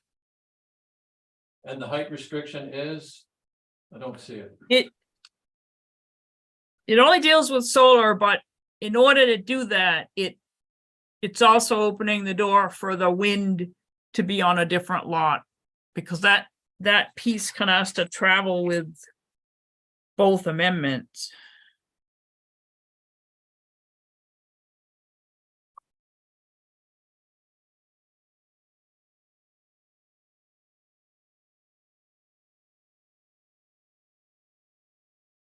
I'm sorry, I missed the end of your. But would it be possible to take out the reference to wind? Yeah, we could separate those into, as it currently reads, wind, solar, geothermal, we could separate those. Yes, but I think when we arrive at the discussion about wind installations, that they are a different category, that is a wind requires powers, which I think could be the problem. We can separate those into different uses. Okay, I would propose doing that.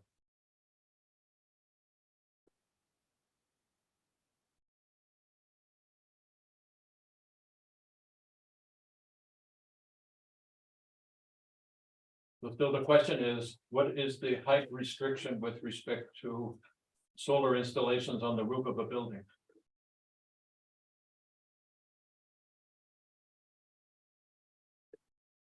Sorry, what was the question? What is the height restriction with respect to solar installations on the roof of a building? With this language, there wouldn't be one. It would be like a church spire, belfry, antenna, chimney, or similar service feature.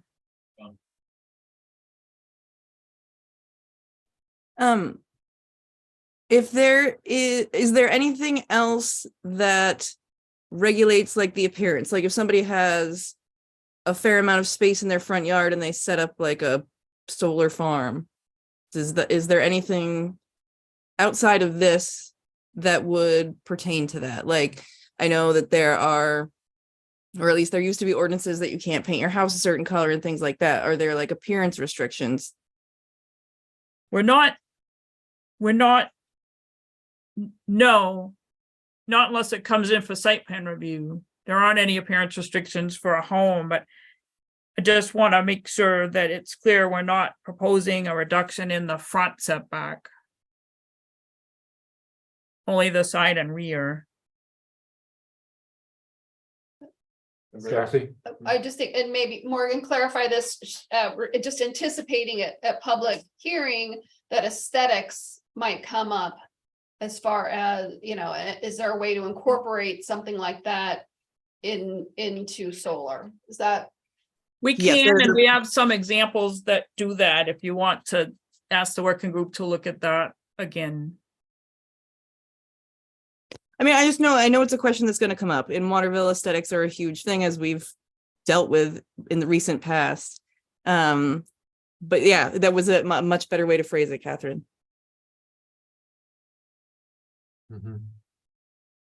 Makes sense. I do Yep. agree with Morgan that I mean, to get out in front of it, because it's gonna, you know, is it something where, Yep. you know, do you have, and I wouldn't even know how to phrase it, but, you know, kind of a shrubbery around the, you know, I mean, I don't know, to kind of help camouflage a little bit from any, you know, road or however, and Tara, I think you mentioned, you know, there might be some examples of that language. Yep.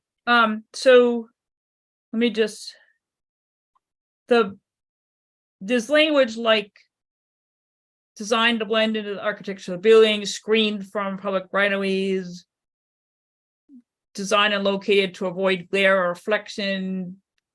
But the difficulty and why I'm a little hesitant with something like that is anything that's a permitted use but requires some subjectivity puts the code enforcement person in a really tough situation. Like if it's a site plan, well, there's a board to do that, but we try to avoid anything that's subjective, that's just a permit, just a zoning permit.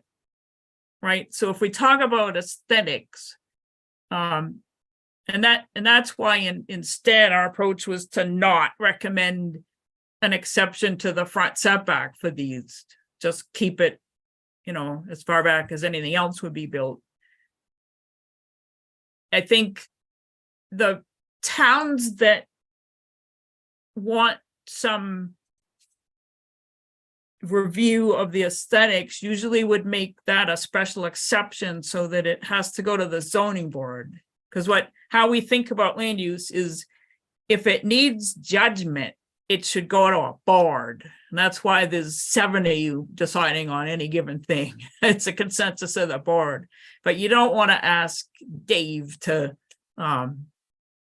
make a judgment call of what's aesthetically pleasing or not. So if you're concerned about the aesthetics, you should make them be a special exception in the front yard, or we could do it. If you guys wanted to make the judgment, we could make it a special use permit from the planning board. So I could either rewrite it to do those things, or you could wait. I'm trying to get you to a first public hearing with time to make changes and have a second public hearing. So one option would be to wait and see if you hear concerns at the first public hearing, or I can make some changes for you to look at first. I mean, I appreciate that. I have a better understanding now that you've explained it that way. And I think that's sufficient for me. But as far as the rest of the board, I'm not sure. But I agree that like put this out there, see if it has any issues, and then come back and deal with that. You wouldn't, I mean, there are towns that treat them differently in the front. But again, there just isn't a feasible way practical way to have it be permitted and do that. So what's the board's feeling of, do you want to see what people say at the hearing, or? I think so. I think we need to get it out there. There's nothing really out there. Mr. Chairman, I think that the purpose of these amendments is to go to public hearing. Yeah. And see what happens. I think it's inevitable that, given what occurred, with respect to the Golden Heights project, that we need to be, more receptive to the idea that aesthetics are going to become an issue, are an issue. Yeah. After all, this is, why do people move to Waterville Valley? Right.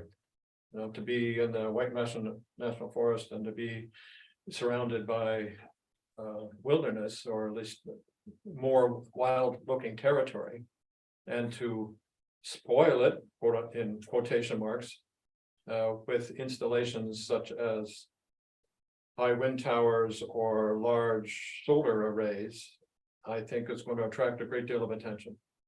And this, again, is for on-site use only, not like a solar farm. And I think it's going to be important at the public hearing to make sure that people understand it's allowed right now. And that the only thing we're really changing is the side and rear setback. Yeah. This will bring And allowing it to be on another piece of property that you own. That's the other change that. Do you want to put a limit on, I mean, if we hear concerns at the public hearing about the height, we can rewrite this so that they can be so many, a certain distance above the ridge line. I've seen examples that talk about it differently of the roof or the ridge line. We could do that. Alan? Tara, I'd like to add the word "the" before solar collectors in the second line. I don't want somebody to come in here and say, well, I'm gonna add a third story to my house as a support for my solar collectors. So we only want to give them the height advantage for the solar collectors. So Rather than In there. in the very first sentence. Number one, stating the additional building height is allowed for solar collectors. I want to say for the solar collectors. So you'd say church spire, belfry, antenna, chimney, the solar energy collectors. Way up, much higher, right? The first sentence under draft amendment number 4. Oh, you're talking about the description. Right. I don't know how I didn't look at it further down. But I just want to make sure you can't add to your building. Well, that's not part of the amendment. That's the description. Okay.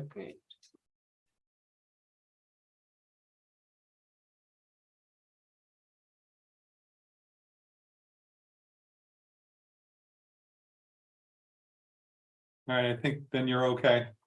Yeah. Do we need to add any words about burying the cables, the wires between adjacent lots and things like that? No, that'll be a building code issue. Do we prohibit it now? I think Good. everything has to be buried underground anyway. Okay. Yeah. I didn't. I'm Maybe not Rich aware. knows better. I know that there are no telephone pole type wirings in Waterville Valley that I can think of. Around, Boulder Path. There are both, yeah, Long from trail. Cascade Ridge all the way up Boulder Path. See? So, in a small little area. there had to be a reason for it, but I don't know whether the ordinances attempt to prevent that or prohibit it. That is, prohibit aerial wiring. No, it's just another subject matter. It is, yeah. And a lot of code issues with the installer and the town.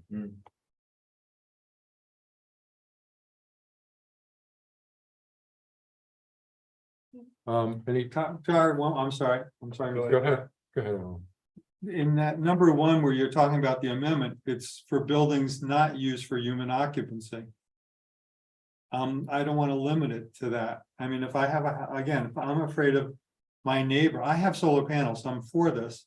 But I don't want my neighbor putting a third story on his house with the excuse that I'm putting solar panels up. But we're not saying you could do that. We're saying you can add solar energy collectors. But in the first part, you're saying we're not going to restrict building height. It says Well, it additional- says attached to a building, Alan. It says an appurtenant structure attached to a building. It doesn't say you can extend the building height. It says attached to the building. Okay. Has to do with a pertinent. So how is this going to affect a homeowner going to put in solar panels? And he wants to go above the building height. So if your roof is at the 35-foot height limit and you wanted to put solar collectors on it, right now you'd need to lower your roof. Right? Or you'd have to have the less aesthetically pleasing freestanding solar collectors.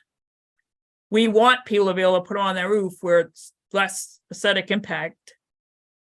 So we want, now it can be 35 feet and 6 inches. That's kind of a typical what it would add to the height. Right, and I'm for that. What I don't want is somebody to say, okay, I'm gonna put a third story on my house strictly so I can have a strong enough roof to put on solar collectors. When they come in for a permit, it would be explained to them that that's not what this means. Okay, I don't think a third story is allowed anyways on residential. It says attached to a building. That would be expanding the building.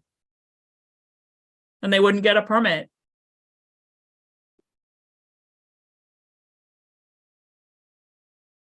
okay.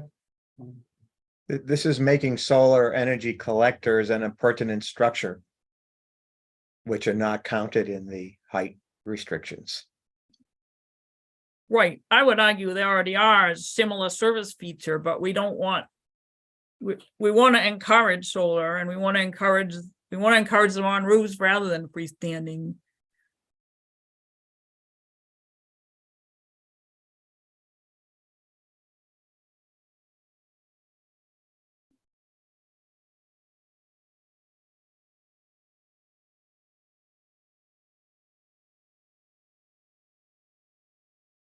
Any further discussion on this? Do we want to make a motion. motion on this, or at least to get it out there? And so this would be with the change that in the use table, we separate wind, solar, and geothermal into 3 different accessory uses so that we can separate this ability to put it on another lot.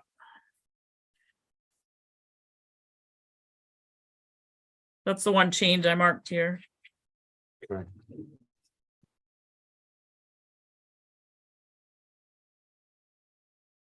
So we could move to present the amendment to Article 4, referring specifically to solar installations for public hearing.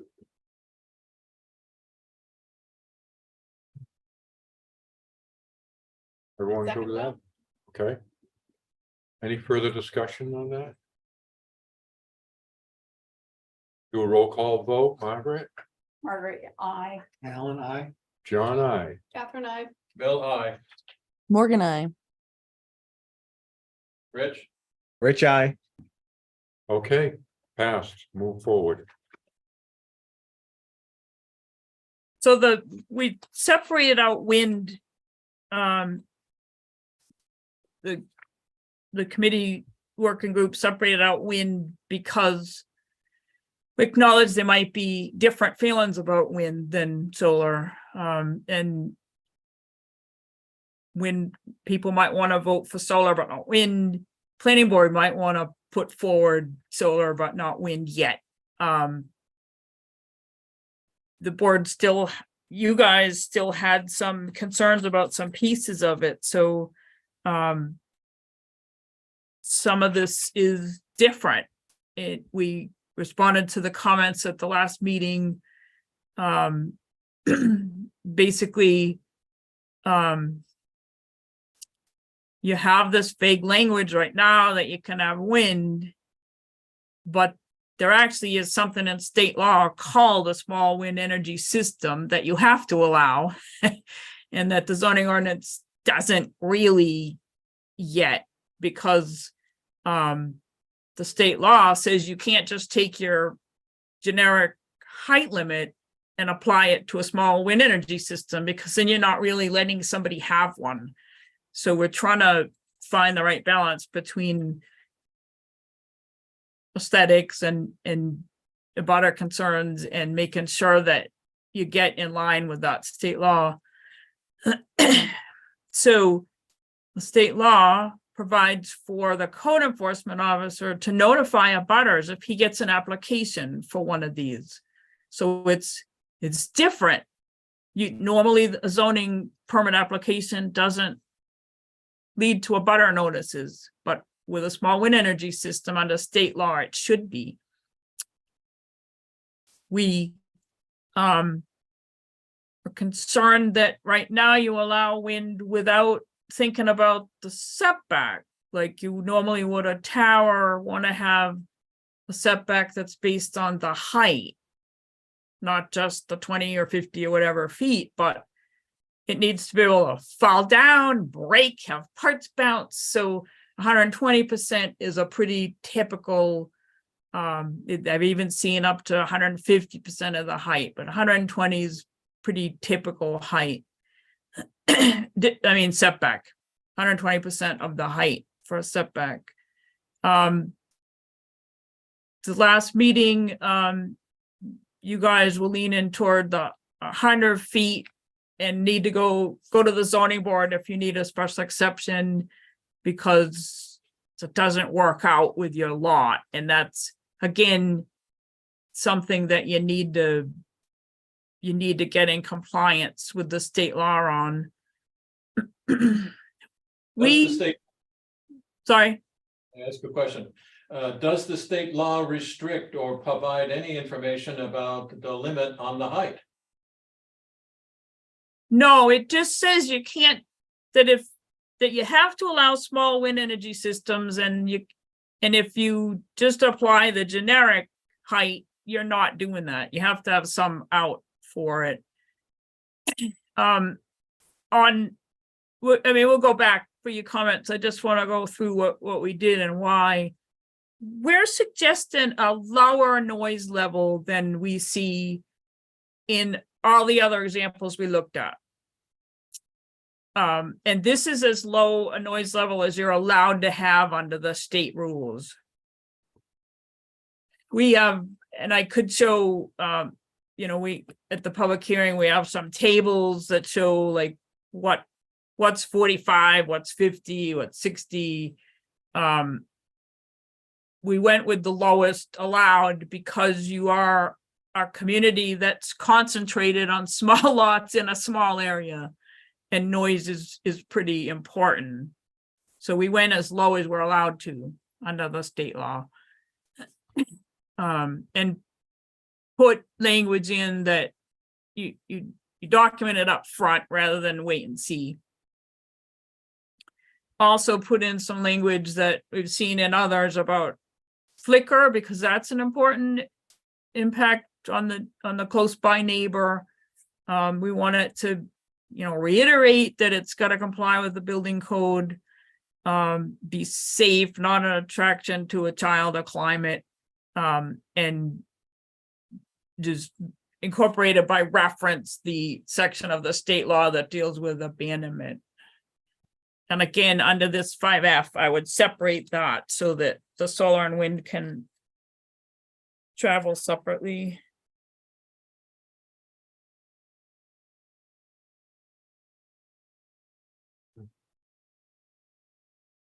Questions, comments?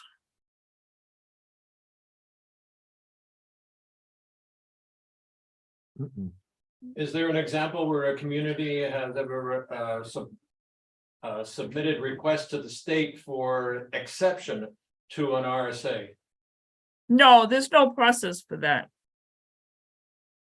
So it's That would this, that would have to be passed as a state law, like the state laws that say how far from the shore jet skis have to be, and then there's a couple of special purpose pieces of law that say, but you can't have it at all on this lake or that lake. But that it would take that.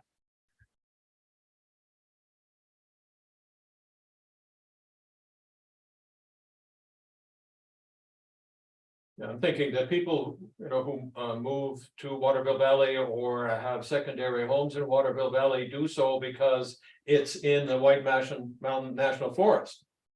And that it's an exceptional place in that regard.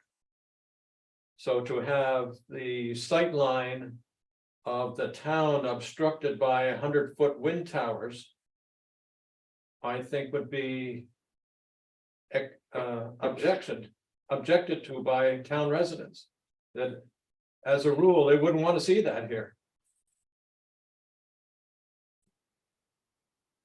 I think probably that's true, but we have to have some kind of language to move forward with it.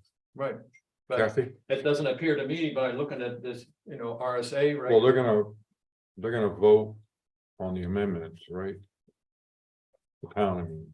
Right, but how can you overcome a state law that says you're allowed to do this? Right. So let's say now that anybody who has the space to do it, who could comply with these space requirements, could say, I want to put up 100-foot tower. And everybody in the town was going to see their 100-foot tower, as well as listen to the whoosh of the blades. We also have a noise level on that as well. Right, that's 45 dB. So I can read the language of the statute, if that's helpful. Ordinances are no, just read the printer piece, not the pages. Ordinances or regulations adopted by municipalities to regulate the installation and operation of small wind energy systems shall not unreasonably limit such installations or unreasonably hinder the performance of such installations. Unreasonable limits or hindrances to perform shall include the following: prohibiting small wind energy systems, restricting tower height or system height through application of a generic ordinance or regulation on height that does not specifically address allowable tower height or system height of a small wind energy system.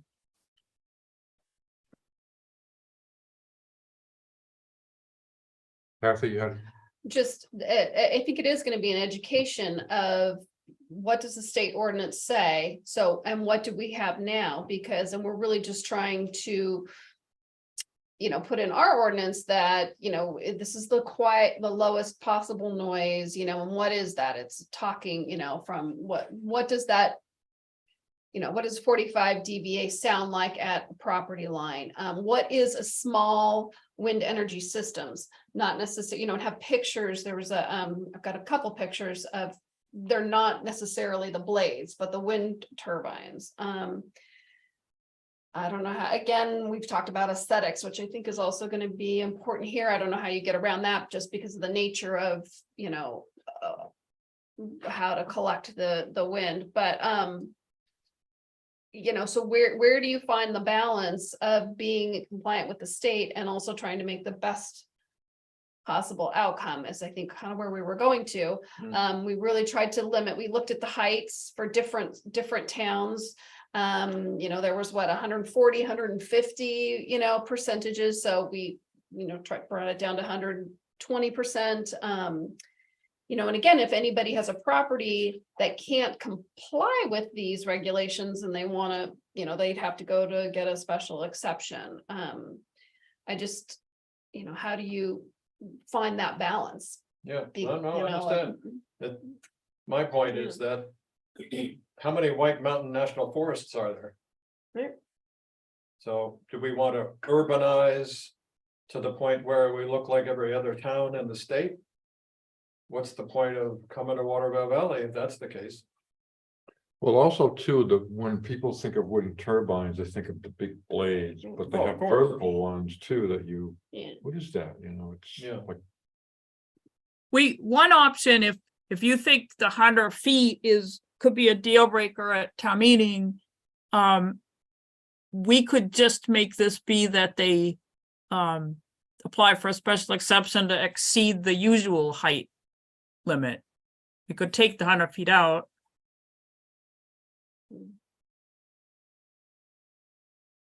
But the usual height could be higher. Could be than that. anything, yeah, it could be higher than 100 feet, yeah. Well, the usual, the highest height limit in Waterville Valley is 45 feet.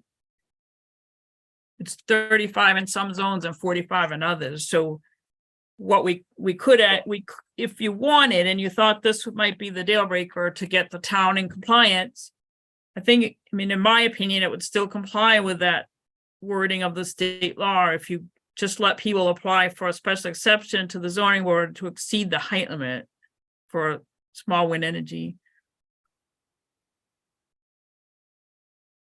Okay, I think that's a reasonable step forward. it is, but. I'm just thinking the installer has recommendations of, and they do wind studies of the recommendation for. The turbine, Yeah, I'm sure would have to be taller than 35 feet. And the zoning board would have to take those into account to meet like, we'd kind of be handing it to the zoning board to make sure you're complying with the state law. Right, right. And I think that's fine. Why don't we Wanna do try that that, make an suggestion? adjustment to the height yes. for, Anything else before this goes to public hearing? Alan? Anything, any thoughts? Margaret, any thoughts? No. Kathy? Morgan? Nothing, I'd say we spent the most time on the height and noise issue, and we're trying to stay on the quieter, shorter end of things, but I could see that the 100 feet could be a deal breaker at town meeting. yeah. And Tara, you said we could lower it to what? I would just change the language to be that you can apply for a special exception for the height without naming a number. Yep, And I can't wordsmith on the top, off the top of my head right now. okay.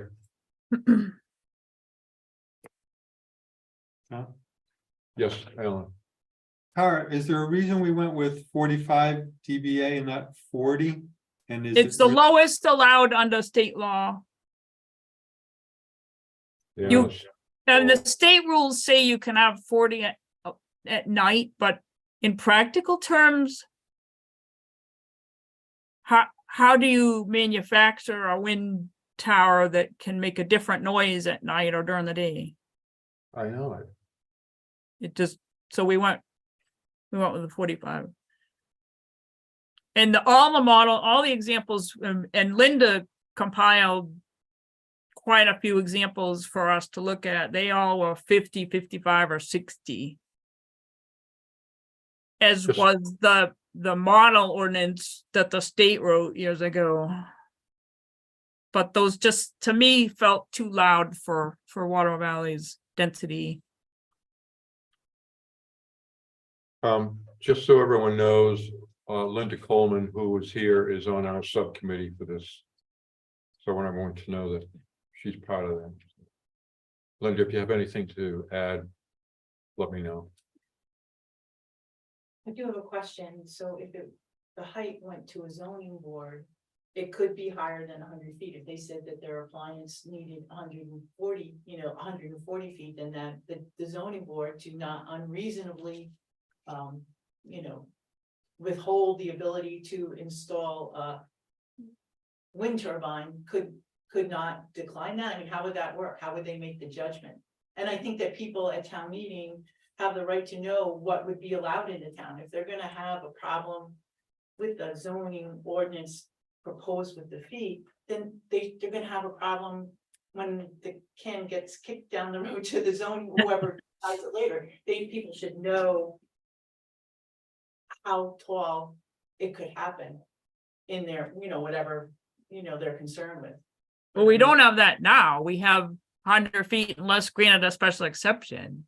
Right, so now we have 100 feet, but if we take that, my understanding was it's just gonna be taken out and sent to the zoning board to decide per installation.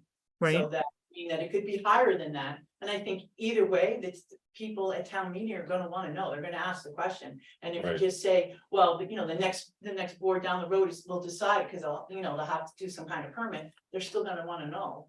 How tall is it gonna be? And, how loud is it gonna be? What does that mean? And, like there's an antenna on the top of this building. How tall does that go? Does anybody know? Mm-mm.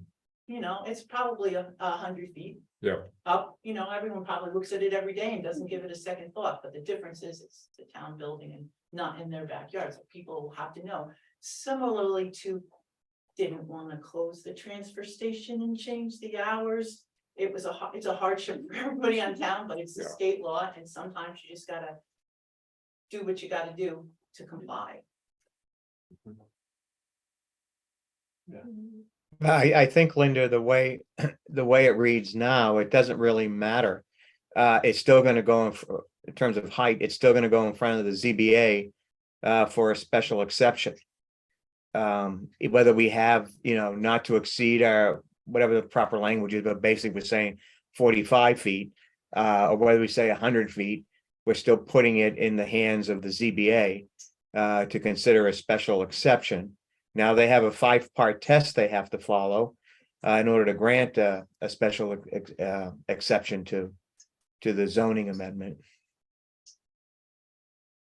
So I guess what I'm saying is we're always going to be open.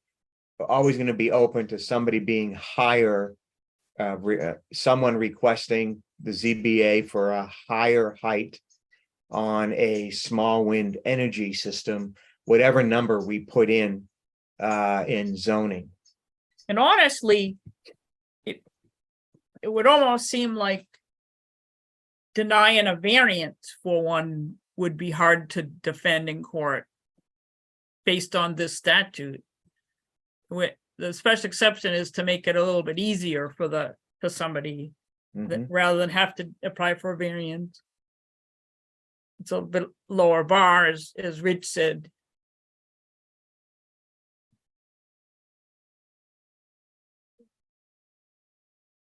Was there not an example of, I think it was the town of Thornton that defeated a cell phone tower proposal based on height?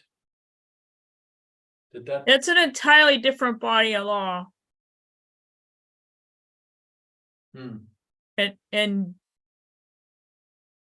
it's hard to defend, it's hard to defend denying cell towers under federal law.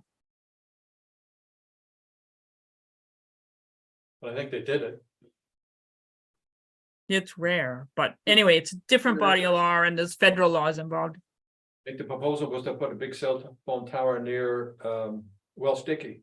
Bill, it's not relevant to this. It's a different body of law.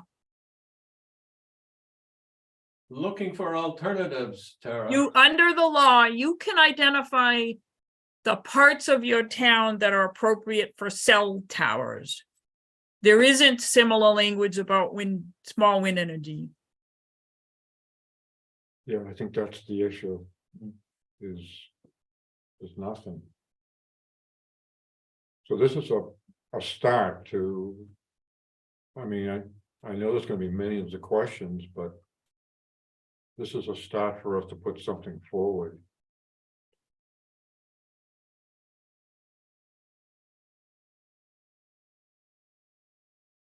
And so maybe finding out what the typical heights are for small wind energy systems. Those ranges might be a good number to have in our back pocket to discuss. So, because people are going to want to know. Yeah. Linda, do you have any thoughts on that? you know, I have it, I think, on the spreadsheet, and I think maybe just to have a typical plot of land, this is the size of an acre and, or, a lot of land, and this is usually where a house is, and then you have the tower, then you have to have this 120, this says 120% of that around it, so, that also limits where you can put them. Yeah, Right, and that's about the only thing that's there that will be effective. yeah. That's true. That'll be huge, yeah. And that's a good point, because it's in a way limiting the height Right. without violating the law. Because they do allow you to have an extra setback.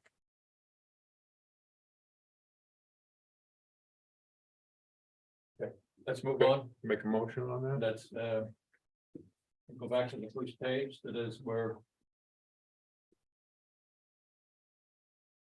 Tara, could you go back up? back to the first page, Tara.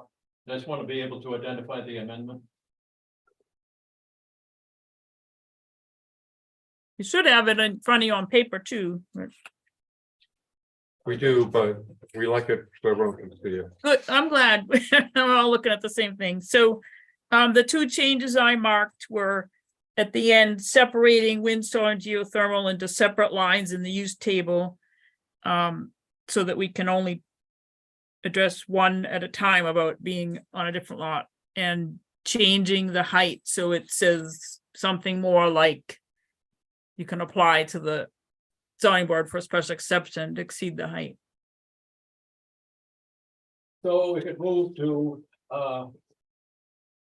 propose amendment to the zoning ordinance that refers specifically to small wind energy systems to public hearings. I second the motion. Any further discussion on that? Roll call, Margaret, Margaret, yes. Alan, yes. John, I. Catherine, yes. Bill, yes. Morgan, I. Rich, I. Okay, Do you want to schedule the public hearing? Gonna be busy. I think, yeah, I'm recommending that you have separate. Have these on one public hearing path and the housing ones on another, because I think yeah, they're both gonna be busy hearings, so.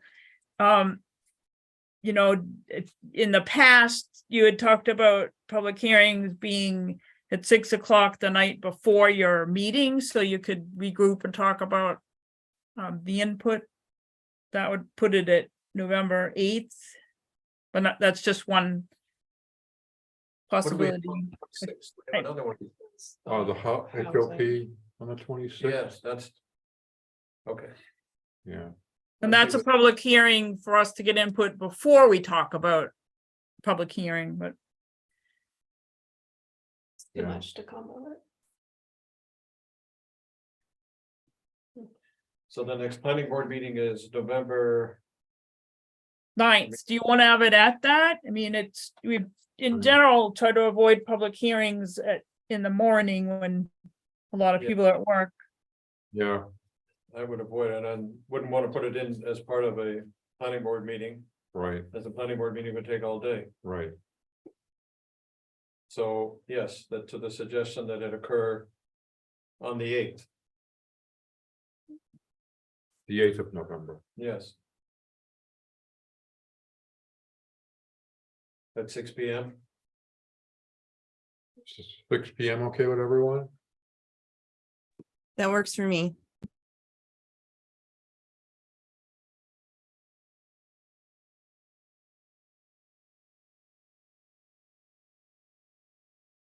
Okay, All right, so I'll move quickly on these changes so that okay, you can get the notice, so.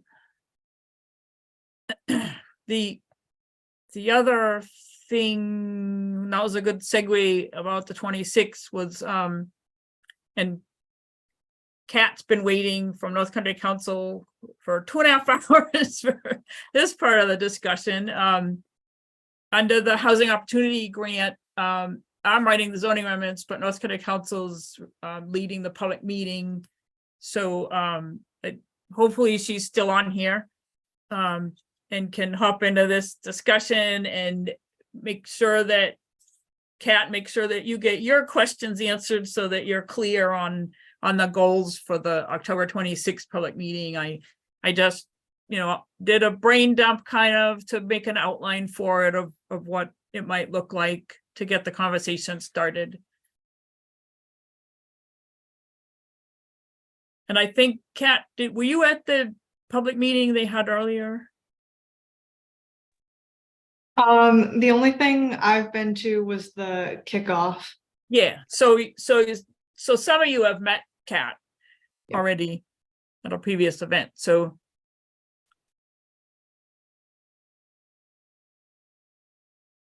Input, questions, comments? Does this work? Does this get at the questions you guys have as board members about the possible amendments? And again, they're focused on changing some setbacks, increasing some flexibility in the parking. And looking at the PUD section of the zoning ordinance again, to think about a density bonus for small homes. So I tried to put the questions in here that I heard you talking about at the last meeting when we went over these possible amendments. This is Rich. I'm fine with moving it forward to a public meeting. Is it did I accurately identify the questions that the planning board wants to have answered? I can only see two people nodding because I can't see when people are nodding in the room. Yes. I'm fine. I'm good with it. Yeah. I think we're all good with it, Tara. And Yes? Kat, if you just saw her in 2.5 hours, they're not always that easy. I know. Well, Well, we have spent a lot of time on this, so, but I think the questions are gonna come up at the public hearing. right. That is, we start talking about it again now. Would that be helpful? I don't think so. So you're good with this to be kind of the framework, and then Kat and I are gonna meet tomorrow to talk more specifically about what some of the graphics might be. Yep. Yeah, I Yeah. think so, Tara. This is for a public meeting before we even have a public hearing. Right. So this is going to be thrown back at us after the public meeting for further discussion. For a Just one- public hearing. Yeah, I just want to make sure we're asking the questions that you guys Yep. need answers to decide whether to go forward. Yep. In particular, the question about the smaller homes on smaller lots. Community. That wasn't the right word, but a smaller cluster. That is a cluster of smaller homes on smaller lots. Cottage court is a common term. Okay, that was the phrase I was looking for, cottage court, yeah. Still the principal solution. Can I just say cottage court is something I've never heard of. I can sort of conjure up what I think it is. And I'm probably pretty close to what it Yeah, truly is. smaller homes on smaller lots. But It's a PUD. as a layperson, I would want sort of a description or maybe, I think you mentioned graphics, Yes, quick picture of what that might look like. yes, And then density bonus doesn't mean anything to me. I'm sure it will in the not too distant future. But just for the folks who don't come to these kinds of things all the time, making sure that we're yeah. pretty clear about And that's the defining. vast majority of people. And that's what the public meeting is for, is to show pictures of what different options would look like.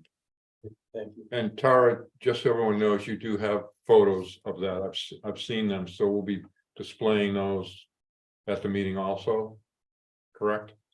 Yes, Okay, I'll make sure that Kat has whatever I have to incorporate in. I mean, she'll be putting the presentation together and probably leading the discussion. That's my guess is if we see Kayla, it would be on Zoom. Is that a good guess, Kat? Yeah. I haven't received an update yet of when she might be back. So I think we're planning that Kat's gonna lead the discussion, and if Kayla participates, to be with me on Zoom to answer any questions and help out. Okay. And this meeting is scheduled for the 26th? Yes, so the other question is, what are you guys doing about outreach for it? Are you working on getting people there at 6 o'clock on the 26th? Because it's just 2 weeks away. And do you need Kat to do some flyer, or do you have other ways? I thought you usually had other ways to get the word out, like the wigwag thing. I think it's too late to go into the wigwag. It usually we post it in the post office Yeah, and on the website website, is the most effective the means. town, yeah. I think there's still time for the wigwag. The wigwag is usually like the 15th, isn't it? But this is before the next edition. Yeah. Oh, right. Yeah, wigwag is already out for October. We should Yeah. send the email blast this week. I don't think there's any reason why. So I had reached out to, I'd reached out to ask about help with outreach, and I didn't receive anything back from you guys. So, I mean, I'll do whatever you guys want me to do. Yes. If- Could do like an email blast. Well, if you or- give me what you want me to blast out, I'm not gonna create it, but Okay. if the housing people wanna give me a flyer, we can put it on the website. I don't know what you mean by email blast, we don't have everyone's email. so Kat, you connect with Alicia. I mean, I can, when you post it on the website, everyone that's an e-subscriber will get it. I can do that, but I can't like, Yeah, send an email to everyone in town, because we don't have that. But if they've subscribed as an e-subscriber to notices on the website, then I can do that. I think whatever we can do to get it out there. I mean, I'm happy, we can put up flyers at the post office, I just need the flyer, so whoever, I think last time we did this, I think the housing. People had a flyer given to us that we blew up or Yeah, put out there or whatever, so. can we do that, Kat? Yeah, I can, You can make a flyer, Kat? yeah, that's no problem. So. Yeah, if she you- offered a while ago and I reached out and didn't hear back, so. So, yeah, if you just get the flyer to me, then I can put it wherever the Okay. planning board wants me to put it. Okay. Put it up in town hall, you can put it in the post office, put it Everywhere. on the Yeah, website. town hall and post office for sure. Sharon can probably put it on Facebook. Yeah. That's true, That's we can great. put it in that news and views, that receives a lot of attention. So share, well, that's. We can't do it on the news and views thing, but we can put it on the town's official Facebook. How about Jan page. Stearns is that what you're talking about? Jan Stearns, what's going on? Make sure she puts it out. Yeah, I can, I think they do that 10 o'clock call, I don't know which day, but it's not. no, every other Tuesday. Tuesday. It was this week, so it won't be next week, it'll be the week after. So, at least it would be before, yeah. so, yeah, just let me know what you want me to do, and I'm happy to do it.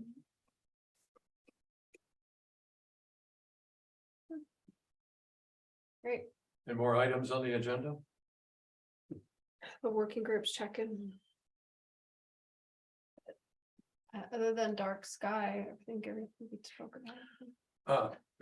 I could address that for a moment, Kara. Are you able to assist me in finding a lighting consultant? No, I don't have any that I worked with recently. And that's my current problem, which is after discussing the dark sky proposals from the dark sky working group with the select board. The select board suggested that we find the lighting consultant to determine costs and make the recommendations from the lighting consultant. Finding one. I would just Google lighting, New Hampshire lighting engineer and see what you come up with. Mhm. That's what I would do. Start making phone calls. Okay, So it just on the outreach is the planning board okay with Kat just working through Alicia, or does somebody on the planning board want to see material? Or it sounds like it's been stuck at somewhere. I think just work with Alicia would be fine to get it Yeah. out there. Okay, so it just sounded like Alyssa was waiting for the planning board to give her the nod, so. Yeah, Okay. I think we're, Once Not I get it, provided. once I get it, I will put it out there. she's good, she's good. Yeah. Good. So I will see you tomorrow morning, Kat. Thanks. Sorry it took so long.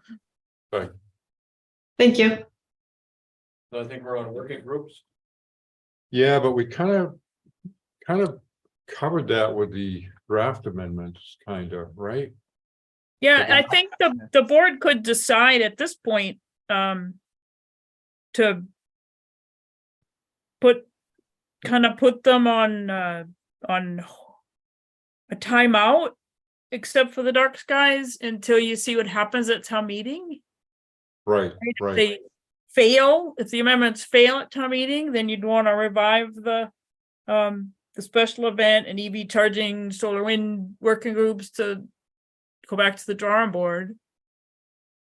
Yeah, But I Would- don't think those two need to meet anymore till we see what happens at town meeting. So they can come off the agenda. That'd be my recommendation. yeah. The, which ones, the solar and E EV? How you've written concerts and EV charging / solar, and be sure to thank Linda, because she did much more work than me on researching the solar and wind. He was amazing, yeah.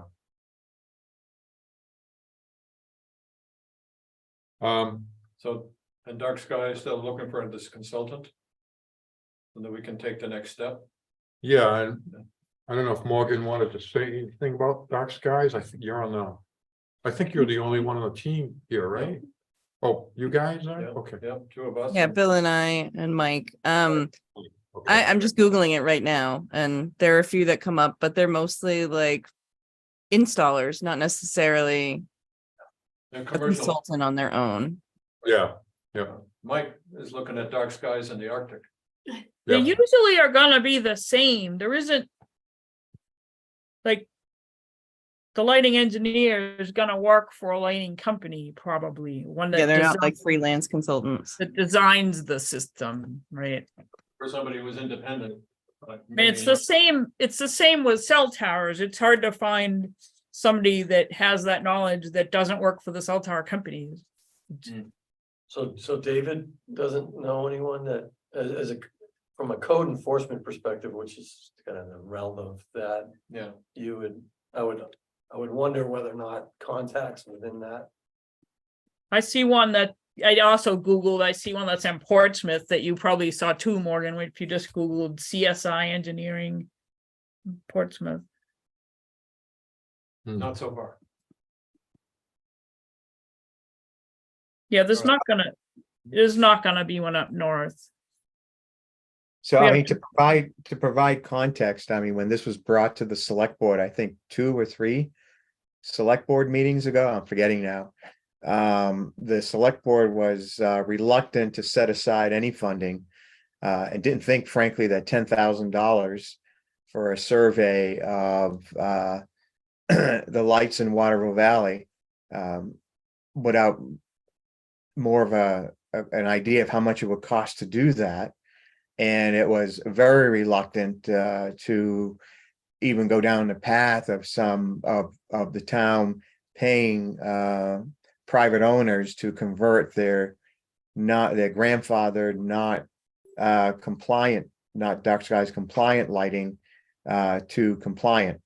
So I think there's a lot of work that still needs to be done here, and it does start with finding out what the cost would be to do a survey of what would be required for the town to be dark skies compliant.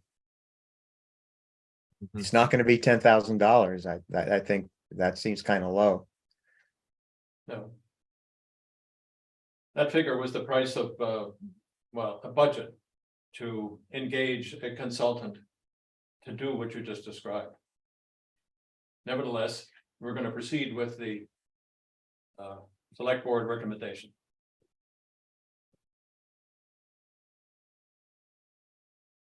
Okay. We can move forward on that?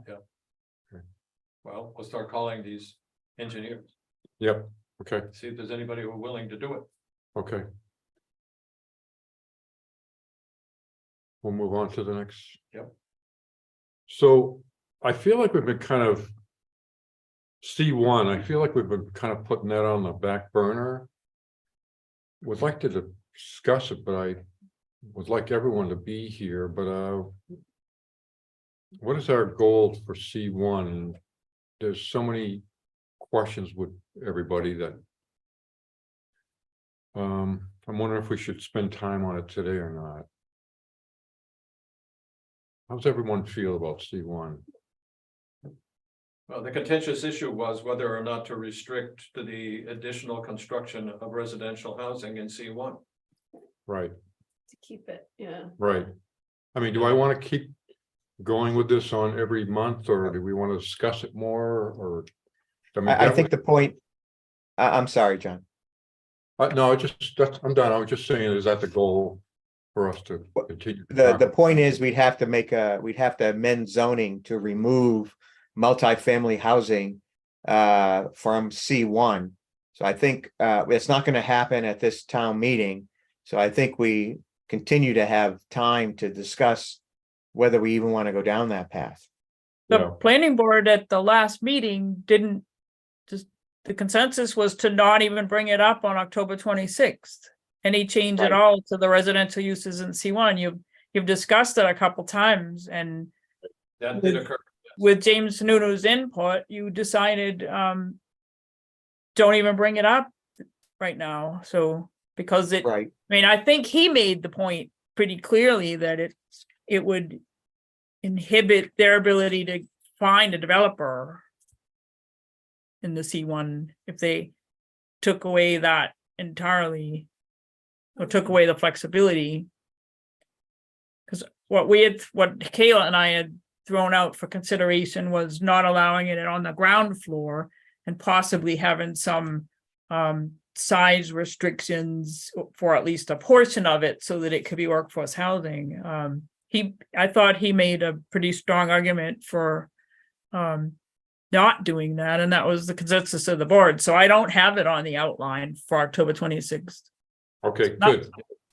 I think I'm all not that, sure what's left on that issue. Kathy, This year. My question to you though is this then, just as we would be leaving it, is then, should they choose to, they could do more Green Peak developments, they can do, there is no restriction saying that, because if they do, try and get developers and people are looking at the cost and where you can make money, and if that's where the money is to be made, then that might be a decision. I'm just saying that, right or wrong, that's not my That's say, what I but was that's thinking how too. we're Yeah. leaving it as that, is that it could be built out that way instead of, the plans that have been shown.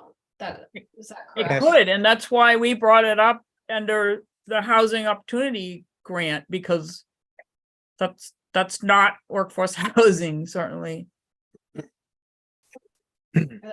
Multifamily housing is allowed in C1 based on our zoning. So it would take a zoning amendment to change that.